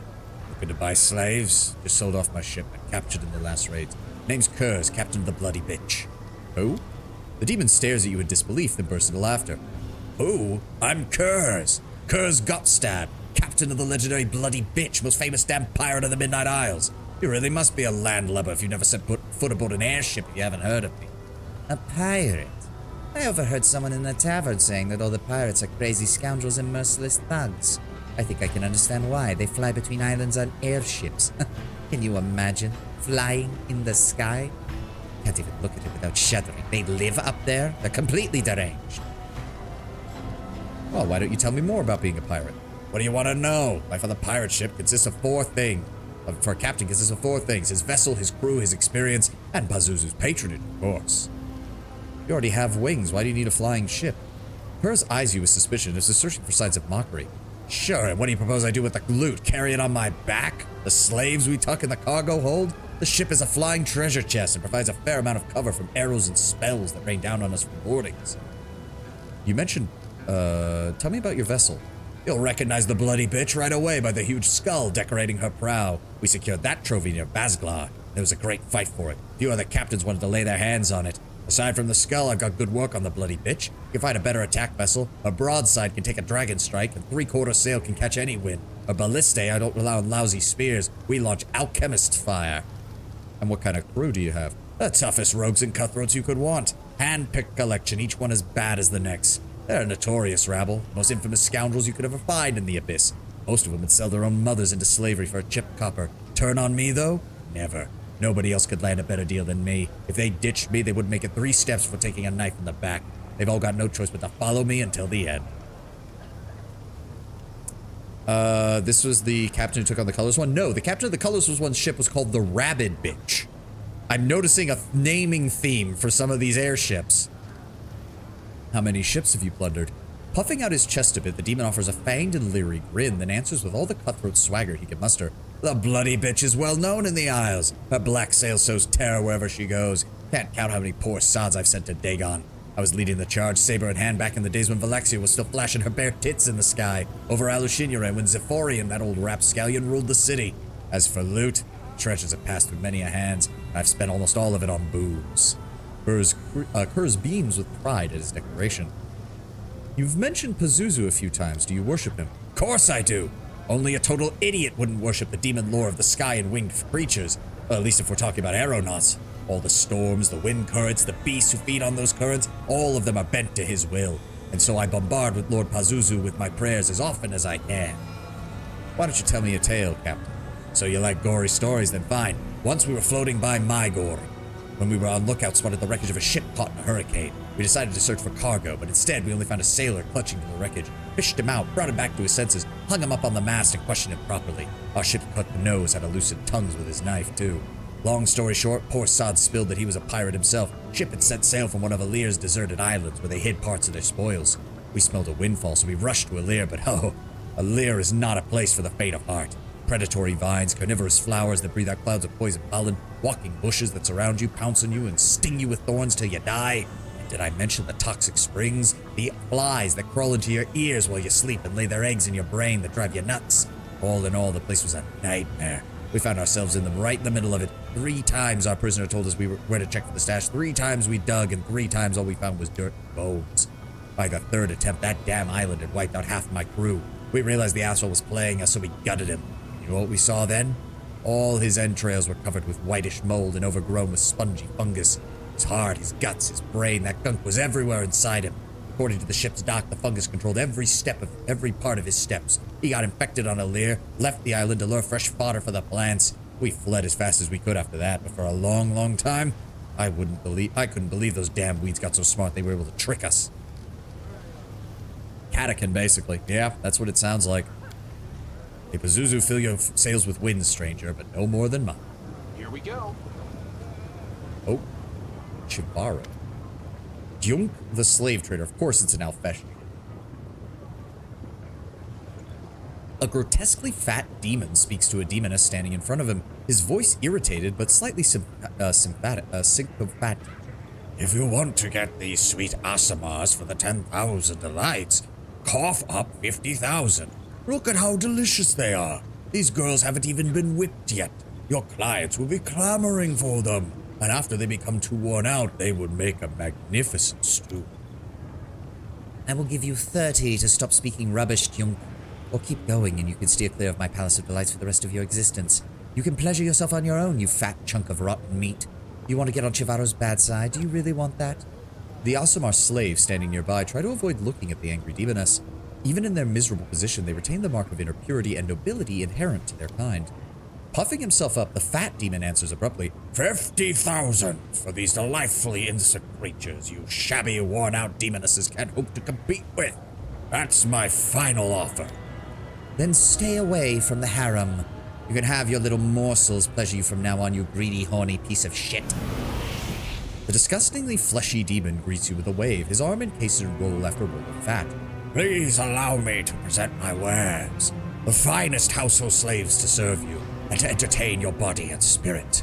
They can even satiate even the most exquisite cravings.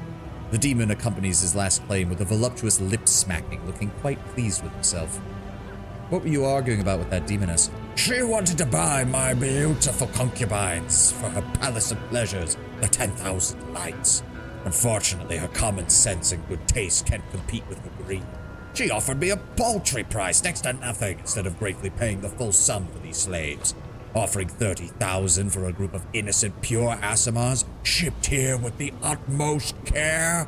No one has laid a single finger upon them. No one has even taken a single bite out of them. It's simply outrageous. Who even are you?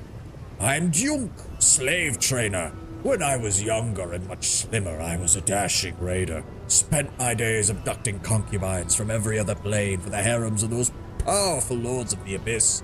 My experience, however, showed me that raising and training slaves from an early age is much more profitable and much less risky. That's why I now own the largest and most respectable slave farm, where I breed representatives of various races from various planes, though I haven't entirely given up on raiding. The deceptively slow movements and soft folds of his flesh fail to hide the powerful muscles beneath.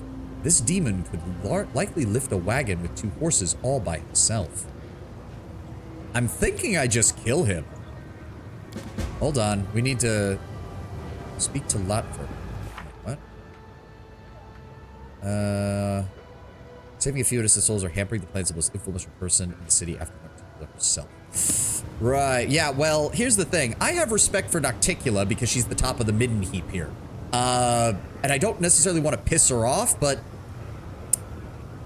I don't really care. To quote Nappa, I'm curious how they breed. Like, how do they breed people? Just, Tenwin. It's, I don't think Twitch or YouTube would appreciate it if I had to expound upon this question. It's pretty self-evident, given where we're at. The action that they use in order to, you pick a fight, the Thana demons specialize in level drain. Ah. It's pretty obvious. Yes, Runner is correct. It's pretty fucking obvious. The Thana demons specialize in level drain. Oh, shit. Do you have Death Ward? Fuck, he doesn't. No, wait. Yes, he does. And it's a minute per level. Good. Let's just go ahead and... One of the advantage... You know what? Drop this over here and actually keep it on his bar so it's easier. So he cast that on me, right? Yes. All right. Go ahead and cast that on Ivu. Cast that on Wendu. Cast that on Ulbrig. Cast that on you. And on yourself. It is nice that sometimes when you just need a shit ton of buffs, a spontaneous caster could just cast it on everybody. Time to go on a murder spree? I'm thinking that's the case, because there doesn't appear to really be that much else here, so I'm going to set up near the Nalfeshni. Ulbrig, you can kind of hang out wherever. Darren, you and Nenio will hang out near me as well. Ivu, I want you here. Wendu, you right about there. Arushale, a bit further back as well. And in fact, Arushale, go ahead and give me Hurricane Bow on yourself. Don't waste that. God damn it. Can you put Animal Growth? No, it doesn't work on Ivu. Damn. That's fine. What else? Go ahead and give Bark Skin to Ulbrig. Let's boost his defenses a little bit. And then go ahead and give yourself Aspect of the Falcon. Nope.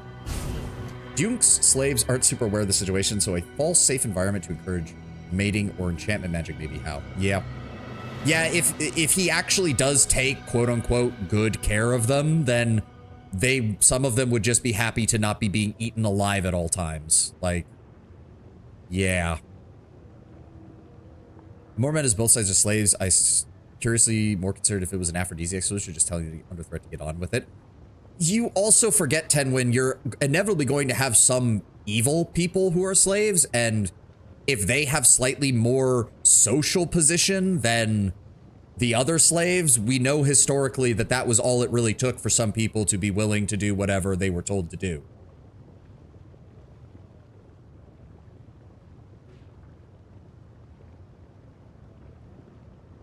Yeah. Yeah, this is getting awkward. Let's just kill him and be done with it, shall we? Should I? Okay, we got that. We've got that. We've got maximized.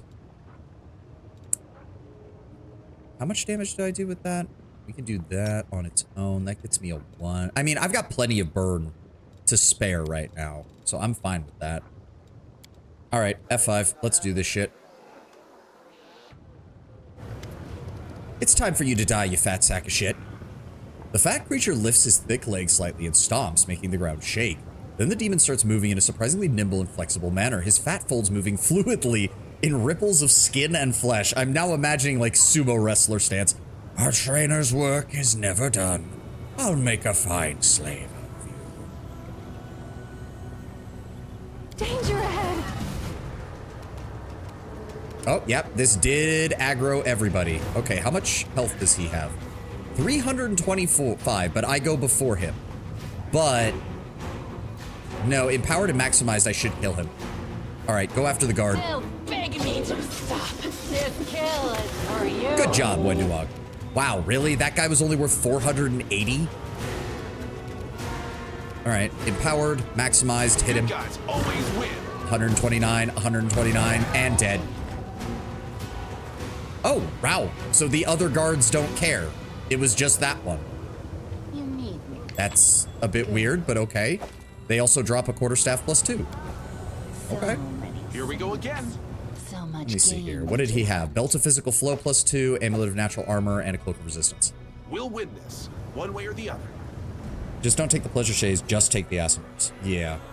I mean, yeah, that would piss... Yeah, if we take every... Well, at the same time, though... Do I really care? Let me see what options we get. The Asimars no longer look broken. Hope has brought the pale glow of heavenly fire back to their eyes. One of the women clutches a hairpin that by some miracle went unnoticed by the guards, resembling a gleaming stiletto. It ends in a rather vicious-looking point. With their expressions alone, the slaves send a clear message. Don't dare come near us, we will defend ourselves. Help us, kind sir. We know you are no stranger to compassion and mercy. Your aura warms our heart like the sun of our beloved Galarian. With a predatory gleam, Wenduog's eyes rove over the beautiful Asimars. So we bought them, and we freed them. What reward will we get for rescue? The freed slaves cower under the huntress's possessive gaze. So is this everybody? What is this aura that you sense? We don't know, we just sense it. We are no sorceress, guided only by sense alone, but as soon as you appeared, we were touched by bright, clean energies. We knew you for a friend. We heard about something like this, a horrible demon. Our master called him the Echo, wanted to buy us and use us to find a stranger from Galarian, a stranger who's surrounded by a benevolent light wherever he goes. They failed to agree on a price, so the demon left, spitting curses. But it was a relief, for he was worse than any we have seen. Under new magic, yeah. Duke implies he both raises and captures Slave. Perhaps these poor, wretched souls sense my presence. The blood of heaven does run through their veins. Our kinship reveals itself. But what dire news they bring. The Echo of Discari, avatar of our sworn enemy. has not ceased his attempts to find me. Better that I kill you myself. Oh, God. The Aasimar is madly... Yeah, go to my camp. It's safe. See, if he's truly good aligned, he won't care. But I have a feeling we're about to find out that that's not the case. Go to my camp. It's safe there. The Aasimar women look at you, their expressions piercing. You see a mixture of gratitude and awe. Thank you, stranger. We didn't expect any help in this terrible place. We won't forget it. You have done a noble thing, but you did not abandon the weak in their hour of need. You have my deepest respect. Oh dear, they appear to be stuck. Oh dear. So what happens... Huddled together and wiping the demonic blood off their faces and clothes, the slaves stare at you in terror. Did you kill Daddy Jung? You won't hurt us, will you? Take us to your palace. We'll obey you. We'll serve you very well. Oh god, they're completely Stockholm Syndrome. Wenduog, now you're my wife, but these are my concubines. Are you fine with that? As long as they know who's it. The sad part is Wenduog would totally do that, but she'd also physically abuse them at every opportunity, so let's maybe avoid that. Lawful. Interesting. It's fine to take them. Yeah, that's what I'm figuring. Well, I mean, Lion says to only take the Aasimars. So I'm assuming if we do this, it's gonna piss off what's her name, who's the lady in charge of the what is the word I'm looking for? The lady who's in charge of the harem. It's fine to take them. No, it's not. Leave them. Okay, you two are arguing now. If you're gonna argue on it, I'm gonna do what my character would do. What my character would do is absolutely free them. So take them back to the Nexus, then send them back to Galarian to become rehabilitated. I mean, I don't even know if they can, if they've been raised since birth to be slaves to a demon. That's gonna be some serious... Follow your character. Yeah, sorry guys, I'm gonna have to go with this. You're free. I'm gonna get you out of the abyss and take you somewhere normal. The slave exchanged confused glasses. Save us? Why would you save us? We're happy here. We'll head to your camp and then we can have some fun. You'll like it so much you'll never want to leave the abyss. These poor souls were raised by the demons like cattle for slaughter. You have broken their chains, but they may hate the harsh world you have delivered them to, only because they are so naive. I, however, celebrate your compassion. Like, here's the thing. When we eventually leave, if they truly, and I mean truly, want to stay and go work at that harem house, then I'm not going to stop them, but I'm doing what my character would do, and my character would free them. So it seems like the guards are kind of divided up into where they function. Long live the champion of battle bliss. Gelderfang will tear everyone to pieces. Hail Gelderfang. You need to keep a constant eye on the slaves, otherwise they will flee. Galu, warmonger. Wirlong the Black Mask with skilled gladiators. More citizens. Ramisa the slave player. We're gonna have to just clear this place out bit by bit, aren't we? Oh, some items. Trying to avoid spoilers. Yeah.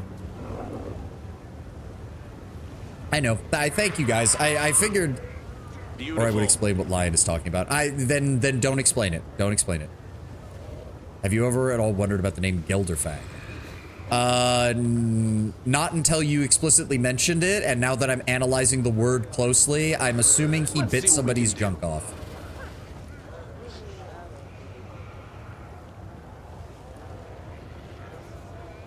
Alright, let's talk to these guys next.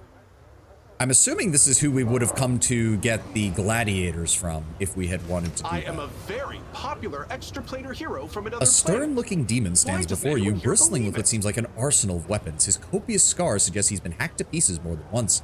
His face is hidden under a grotesque obsidian mask attached to his flesh by thin straps ending in hooks. The hooks are threaded into the skin, and the wounds bleed profusely as if infected mere moments ago. The mask resembles a sinister black mollusk, enveloping the face of its victim. When he speaks, the slaver's voice is muffled. Greetings, stranger. I am Wirlong, legend of battle bliss. Are you looking for some battle slaves, or do you need weapons for yourself and your servants? In tabletop, it's extrapolated that as a gladiator, he has a special finishing move. When he wins, he gouges the crotch of his opponent. As you may guess, the crowd loves it, of course. What is that mask you wear? The first champion fought wearing this mask. The final champion will fight wearing it on the day this world ceases to exist. In this mask I am invincible, for I conquered the battle bliss and made Alushinra bow before me. I thought to pass it to Gelderfang, my apprentice, but despite his many talents in the art of killing, he loved his life far too much. He is far too afraid of death, too frightened to fight me and take the mask. He is not a true gladiator, not a true champion. But no one aside from the true children of the arena understand this. Make sure to buy everything that interests you before killing him. Yep. This mask is strikingly different from the ones we're looking to solve the riddles in the Nameless Ruins. Still, it is very unique. I would like to examine it. Honored Demon, please hand it over immediately for an experiment. I promise not to break it. No. Please? No. I'll mention your name in my encyclopedia. Over my dead body. Fine. Nenio, give it a rest. But what about the experiment? Nenio lowers her head, and for a brief moment you think she may burst into tears, but the next moment she raises her head and looks at you without any hint of what just happened. So who exactly are you? I am Weirlong Blackmass, champion of the arena, for I fought and killed in the name of my mistress, Jamira. I worship her. I was her slave and her bodyguard, and she was flattered by the killings I dedicated to her honor and the shouts of the crowd chanting her name. But then I had a dark revelation, and realized that Shamira was not worthy of my worship. She owned me, but my true mistress was the one that entered the arena with me, her hand in mine, death. I dedicated my next victim to her instead of Shamira. My mistress was enraged. She arranged a fight in the arena, one I had no hope of winning. I was hacked, cut, and torn apart, ground to dust by magic, impaled on spears, yet still I did not die. My remains were stitched back together piece by piece. Death was with me that day, and I returned even more powerful. But the fights lost their appeal after that. An immortal gains no glory fighting mortals, so I left the arena. I no longer kill by my own hand. Now I offer my gifts of death to the hands of the gladiators I train. I take their names and their dreams, and in turn, I give them weapons and the dark revelation of the dead. Show me the weapons you're selling. The gladiators come from a range of places and are accustomed to fighting in different styles. I have quite the selection. I am positive you will find something that fits your hand, no matter how many hands nature give you. The slaver chuckles, pleased with his own joke. The items I have here are the best examples of Nahendrian weapons and armor. Why do you keep calling them Nahendrian? There is a rumor going around about magical Nahendrian crystals that grant immense power. No one knows for certain where they come from or what they really are, but everyone desires them. Alushinra has become obsessed with all things Nahendrian, which is why everyone in Alushinra calls the top quality goods Nahendrian now. Show me what you have. Alright, what have we got? For my price. The Night Flash, a one-handed S-stock. +5 speed shock stock grants its wielder a +5 bonus on initiative rolls. Javelin Sky Scorcher. This +5 flaming burst javelin grants its wielder a +5 competency bonus on mobility and also stuns the flying enemy for 1 round on a critical hit. The Interceptor. +5 keen rapier grants its wielder a +2 bonus on attack and damage opportunities, or for attacks of opportunity. If an attack of an opportunity results in a killing blow, the wielder can make an extra attack during the next round. Might need to buy that for Camellia.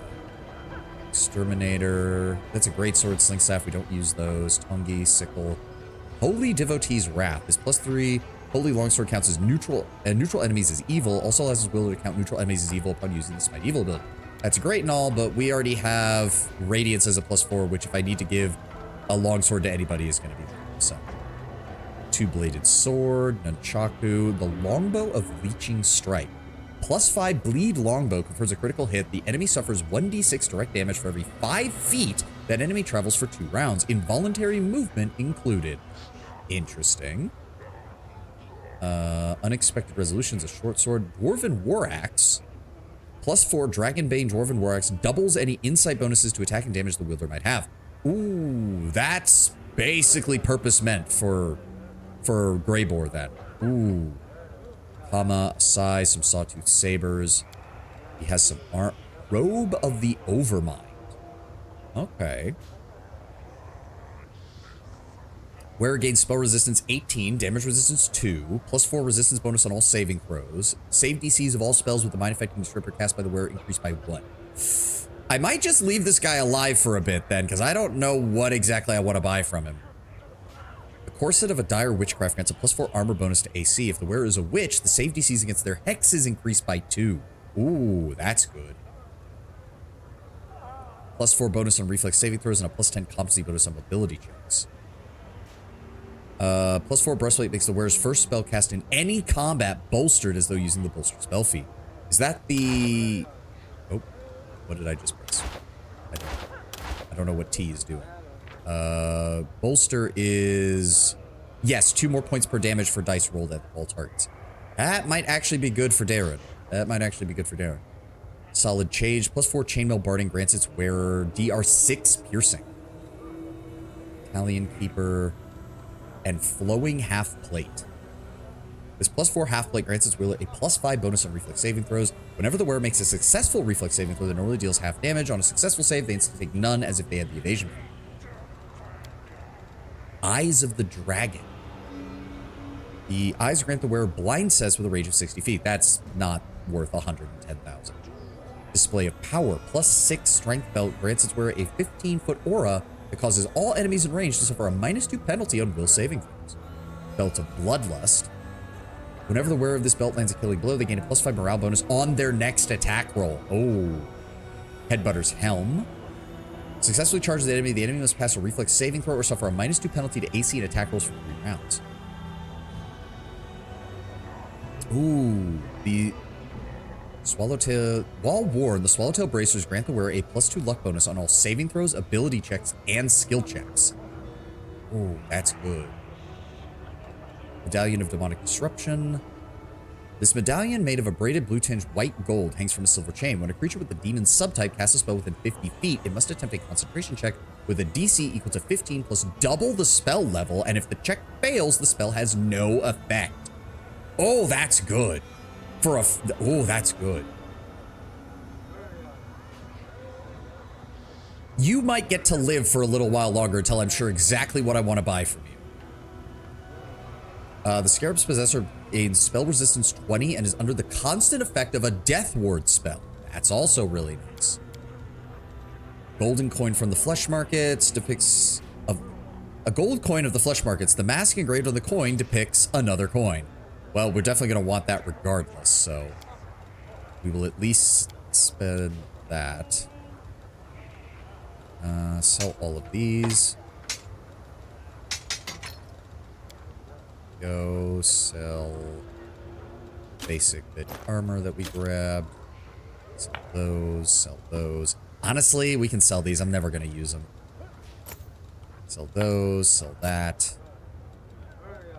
Is that a +2? That's a +2. We can sell the +2. And no one else uses kinetic ability, so we can sell that too.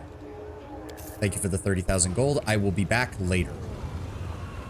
Here we go. That's a Mandragora. Ugh, don't like the idea of fighting you. The eyes of the translucent Marilith carefully observe her surroundings. It seems this is not merely an image, but a projection of the creature's consciousness, while her physical body is located somewhat far from here. Next to the Marilith fidgets a shriveled Mandragora. The Jackal gloves are basically for Darren anyway. Okay. Which utters the occasional displeased shriek. A visitor from the other planes.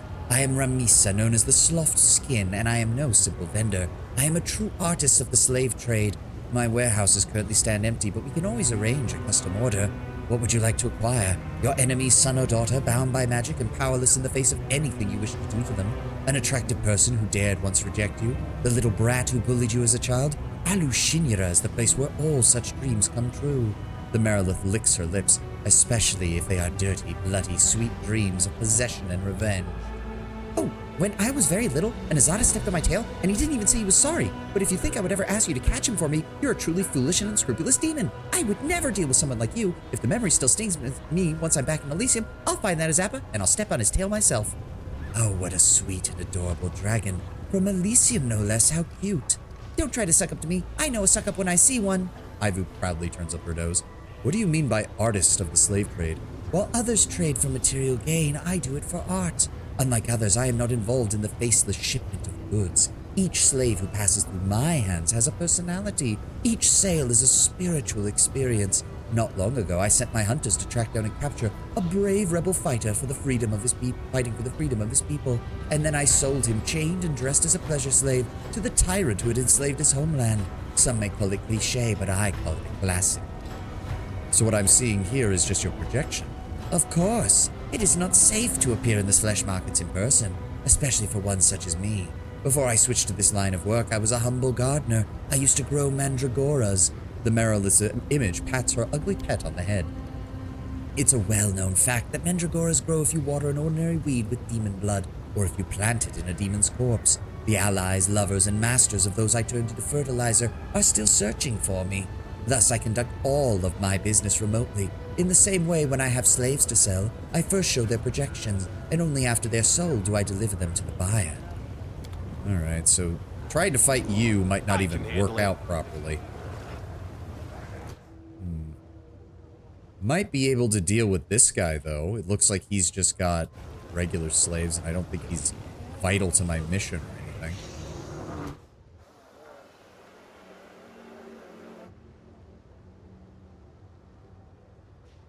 Alright, what have we got here?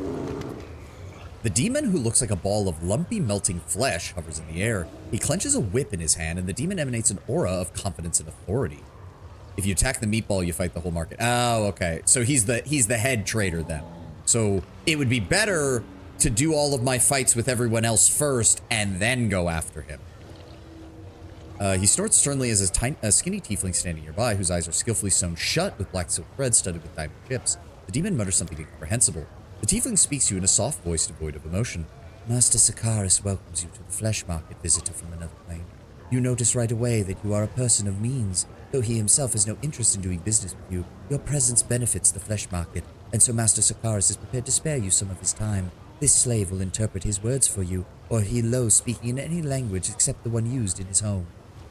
Buy what you need. Yeah. You ruined it. I wanted to see if he would. I mean, I probably wasn't, just because, again, I'm trying to finagle exactly how I want to approach this. The tiefling interprets another burst of snorting, this time addressed to Arushale. And Master Sakaris is pleased to see Lady Arushale again and wishes her pleasant purchases at the flesh market. He regrets immensely that he was not informed of Lady Arushale's visit in advance, otherwise he would have prepared a special lot exclusively for her. Master Sakaris remembers Lady Arushale's preferences very well, and would be happy to satisfy the wishes of such a discerning client. Arushale sounds calm, but you can see that her hands have started to tremble. Please tell Master Sakaris that I have no interest in his slaves anymore. I will not pay for them, neither in gold nor in other ways. Ivu listens carefully and just as carefully examines the tiefling's sown eyes, his loathsome master and the surroundings of the slave market, and then in a tone that brooks no objection, she declares, "Everything in this place is horrible. Absolutely everything." Why did Hapsamira and Shamira buy your slaves? Lady Hapsamira is extremely secretive nowadays. No one knows what she's up to, and no one wants to ask unnecessary questions, as the lady has already proven she is quite powerful. Snooping around her business would be quite dangerous. When Lady Shamira brings the Lady Hapsamira with her and says she needs stupid but strong slaves, then Master Sakaris never questions and does not hold a grudge for the meatball nickname. Master Sakaris is very wise and shows restraint. One of the demon guards grows interested in the conversation and unconsciously leads forward. Sakaris whips him across the muzzle with a lightning-fast blow, and the demon's head explodes like a watermelon dropped from a great height. The interpreter comments on the execution with indifference. Master Sakaris would like to remind everyone that unnecessary curiosity is harmful for servants, especially if it isn't curiosity regarding the master's business. Are you Sakaris' slave? The demon bursts into indignant gurgling. Even without understanding a single word, you quickly conclude that he is displeased. Master Sakaris wishes you to cease your attempts to bypass him and communicate directly with his property. The provenance of his property is a matter secured to Master Sakaris alone and no one else. Can you tell me more about the flesh markets? Master Sakaris finds your curiosity commendable and is willing to outline the basic principles of the flesh market, and it's... The tiefling falls silent for a while, listening carefully to the demon's croaking in order to find the correct word. Its hierarchy. He is also willing to explain the intricacies of the highly respected occupation of slaver. It would take a great deal of effort to find a place more disgusting than this, even here in the abyss. In the old days, my warriors and I broke many a slave collar and led countless slaves out of the abyss. What exactly is this place? It is the flesh markets, for here one can buy living and healthy slaves. Slaves for housekeeping, for carnal pleasures, fighting slaves, sacrificial slaves, slaves of an edible nature. Every day, hundreds of slaves are shipped here, and hundreds of customers come to buy them. Where do you procure your slaves?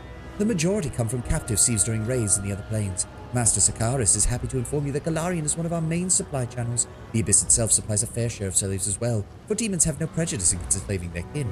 Demonic slaves are more hard-wearing and last longer than slaves from most other planes. And who is in charge of the flesh market? Master Sakaris has the honor of being the informal head of the flesh markets, as he is the main supplier of the upper city. All the individuals who dared challenge Master Sakaris' primacy renounced their false claims, became his slaves, and now proudly wear his personal insignia, carved onto their faces with cold iron.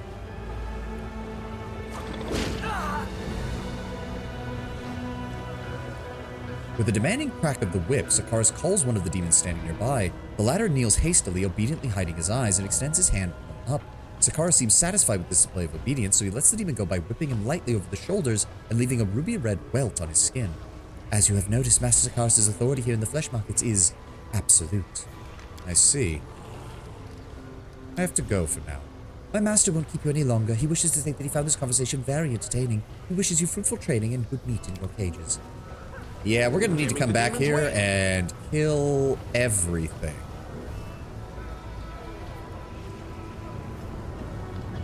Just not quite yet. Oh, there's another... I'm guessing he's one of the lower ranking slave vendors, considering he's only got regular people. The Cambion gives you a smarmy bow. Looks like he's tried to once tried to split in two, then changed his mind. His chest is twice as wide as it should be, and the double pupils stare at you from each of his eyes. Every time this freakish creature opens his mouth, an impressive goiter wells in his neck. His voice has an unpleasant croaking quality to it, as if a giant toad has taken up residence in his throat. Would you like to buy some of the fresh flesh? Omirage, I'm at your service. Who are you and what are you selling? They call me Raggy and their name's just fine. Top vendor here at the flesh market, no matter what the others think. They sell expensive, classy goods, whereas I specialize in the rabble and the riffraff. My goods cost 10 times less what the others are selling, but I have 100 times more clients than everyone else. Everyone in the city needs a slave. Cheap, slightly defective, but a slave nonetheless. The big shots from the upper city do their business with others, but so what? The middle city feeds me so ready. Here's a fun fact. Lushinra has many shops that double as brothels, which results in a funny dialogue bit. We can go to the restaurant and the bordello, just buy the dance show in the bordello, or if you're strapped for time, we can just buy gear at the blacksmith and bordello. I mean, it makes sense. You're in the home of all the succubi. Raggy raises his last part, voice for the last part, and you notice that the demon standing nearby casts cautious glances at the instantly grinning Cambion. It seems this shabby specimen has some authority here after all.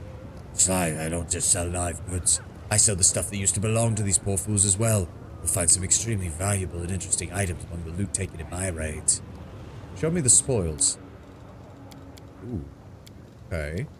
Battle axe, heavy crossbow, legendary gnomed hook hammer, speed enhancement +4. Okay, that might actually be worth it. That might actually be worth it. +10 competency bonus on knowledge arcana checks and increases the DC of spells from the witch spell list and hexes by 1. Oh, okay. Amulet of quick draw. Against large and bigger enemies, also gets a +4 bonus on initiative rolls. Ooh, that's good. +4 cloak of resistance also grants its wearer a 30-foot aura in which all enraged allies gain a +2 bonus on attack and damage roll. Well, unless you're taking an entire party of rage users, that's not gonna work. Anything else? Oh, we already have that, so we don't need another one. He also has some apprentice and expert lockpicks. I have plenty of those, though. So the only thing I'd really want is that amulet of quick draw, blackened rags, and the speed gnomed hook hammer. Scald? Oh, good for Scald. Yeah, I can see that. All right, we can sell off these extra composite longbows. If we have this as a +4, then we don't need rebound. That'll help cut the cost a bit.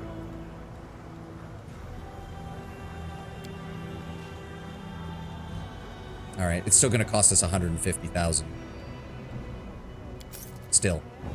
So we're going to quick say, because again, I'm hoping if we take the individual fights, I'm hoping the Quiploth won't actually get involved until we actually fight him. I'd be fine with that.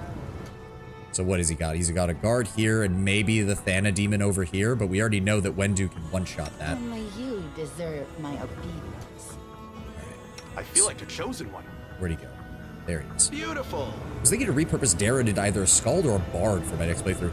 Bard would be more thematic, although you could maybe argue Scald because he loves just insulting everyone. That's how he actually gets people raging. He just constantly berates them. Oh, an air method. Another stuck-up foreigner here to buy pathetic wretches, Raggy. Your slaves are lucky. They're about to see their master choke on his own blood. Out of nowhere, a knife with a wide, jagged blade appears in his hand. Spinning the knife skillfully in his two numerous fingers, he leers at you. So you wanna dance? Oh, the Mephit is bailing. Taking advantage of the fuss, the Mephit deftly picks the lock on its cage using its tail as a skeleton key. Once free, it makes an obscene sound at Raggy, winks at you mischievously, and takes off in the air. Some fun. So let's see. Nope, the actual slave market guard does not give a shit. So he has Raggy here and one guard. Wendu, blend that, man. Thank you. Unfortunately, he did beat me on initiative, which is unfortunate. So he is going to get a chance to attack, but he's also using a raged weapon for some reason. Desna, guide my Oh well. hand. I was hoping to cut off his arms with my abilities, but oh well. Go ahead and just give me a harm spell, Darren. Or you can forget that you're casting it and... Out of my sight. Okay, thanks game, fuck you. Oh, instant enemy. Oh, point blank shots. Ow. You know what? No, now I definitely want to kill you. Nenio, Ulbrich, hold off your turns for a second. I don't need maximized for this. Just empowered will be, well actually no. Maximized, not empowered. Other way around. There we go. Goodbye. Ow. Did he explode?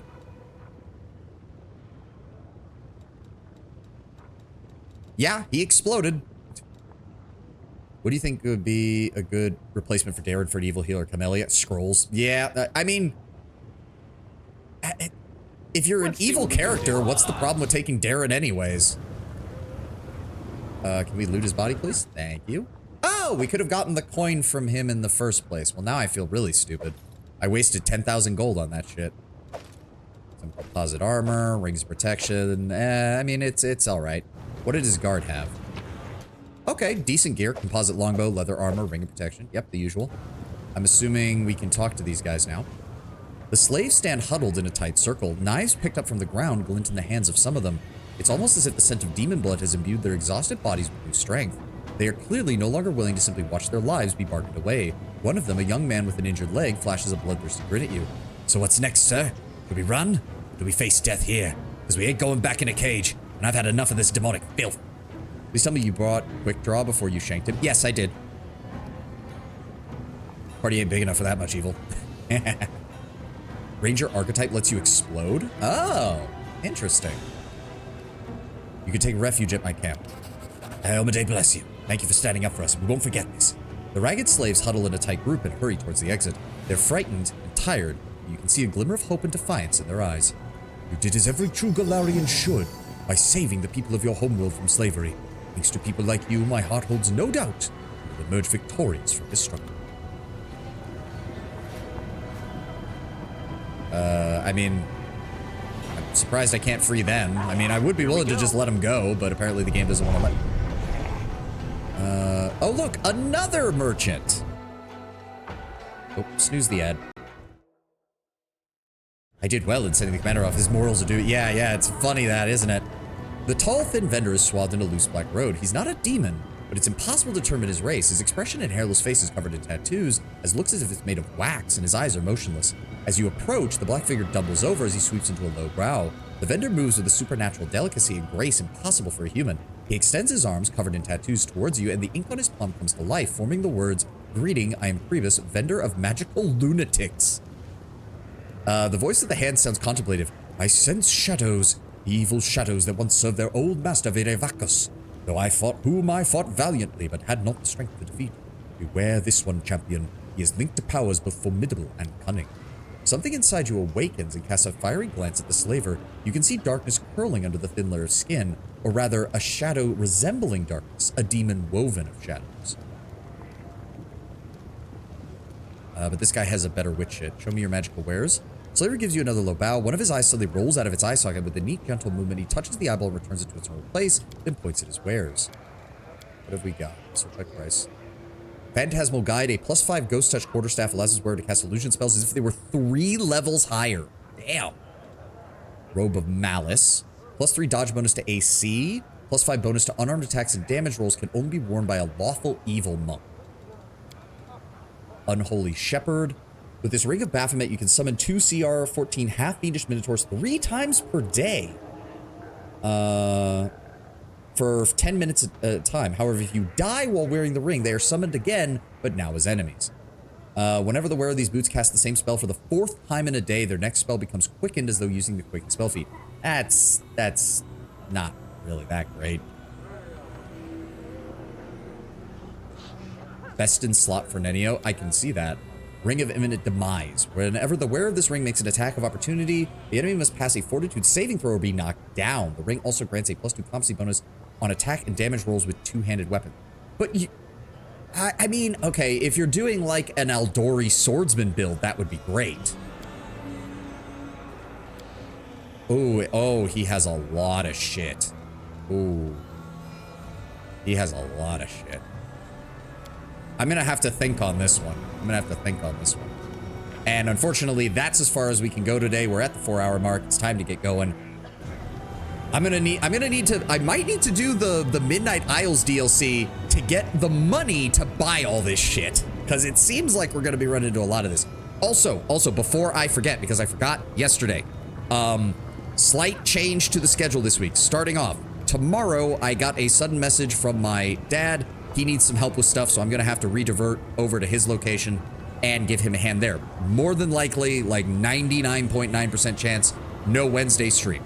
2, I have another issue on Sunday that I have to take care of, so we're gonna be doing a Saturday stream instead. Expect more Wrath of the Righteous. It might be a short stream though. It might only be the 4-hour type, because I do have things I need to do on Saturday. So weekend's gonna be a little busy. So to summarize, no stream on Wednesday, moving the Sunday stream to Saturday. Might be 4 hours, might be 6 hours. Haven't figured that out yet.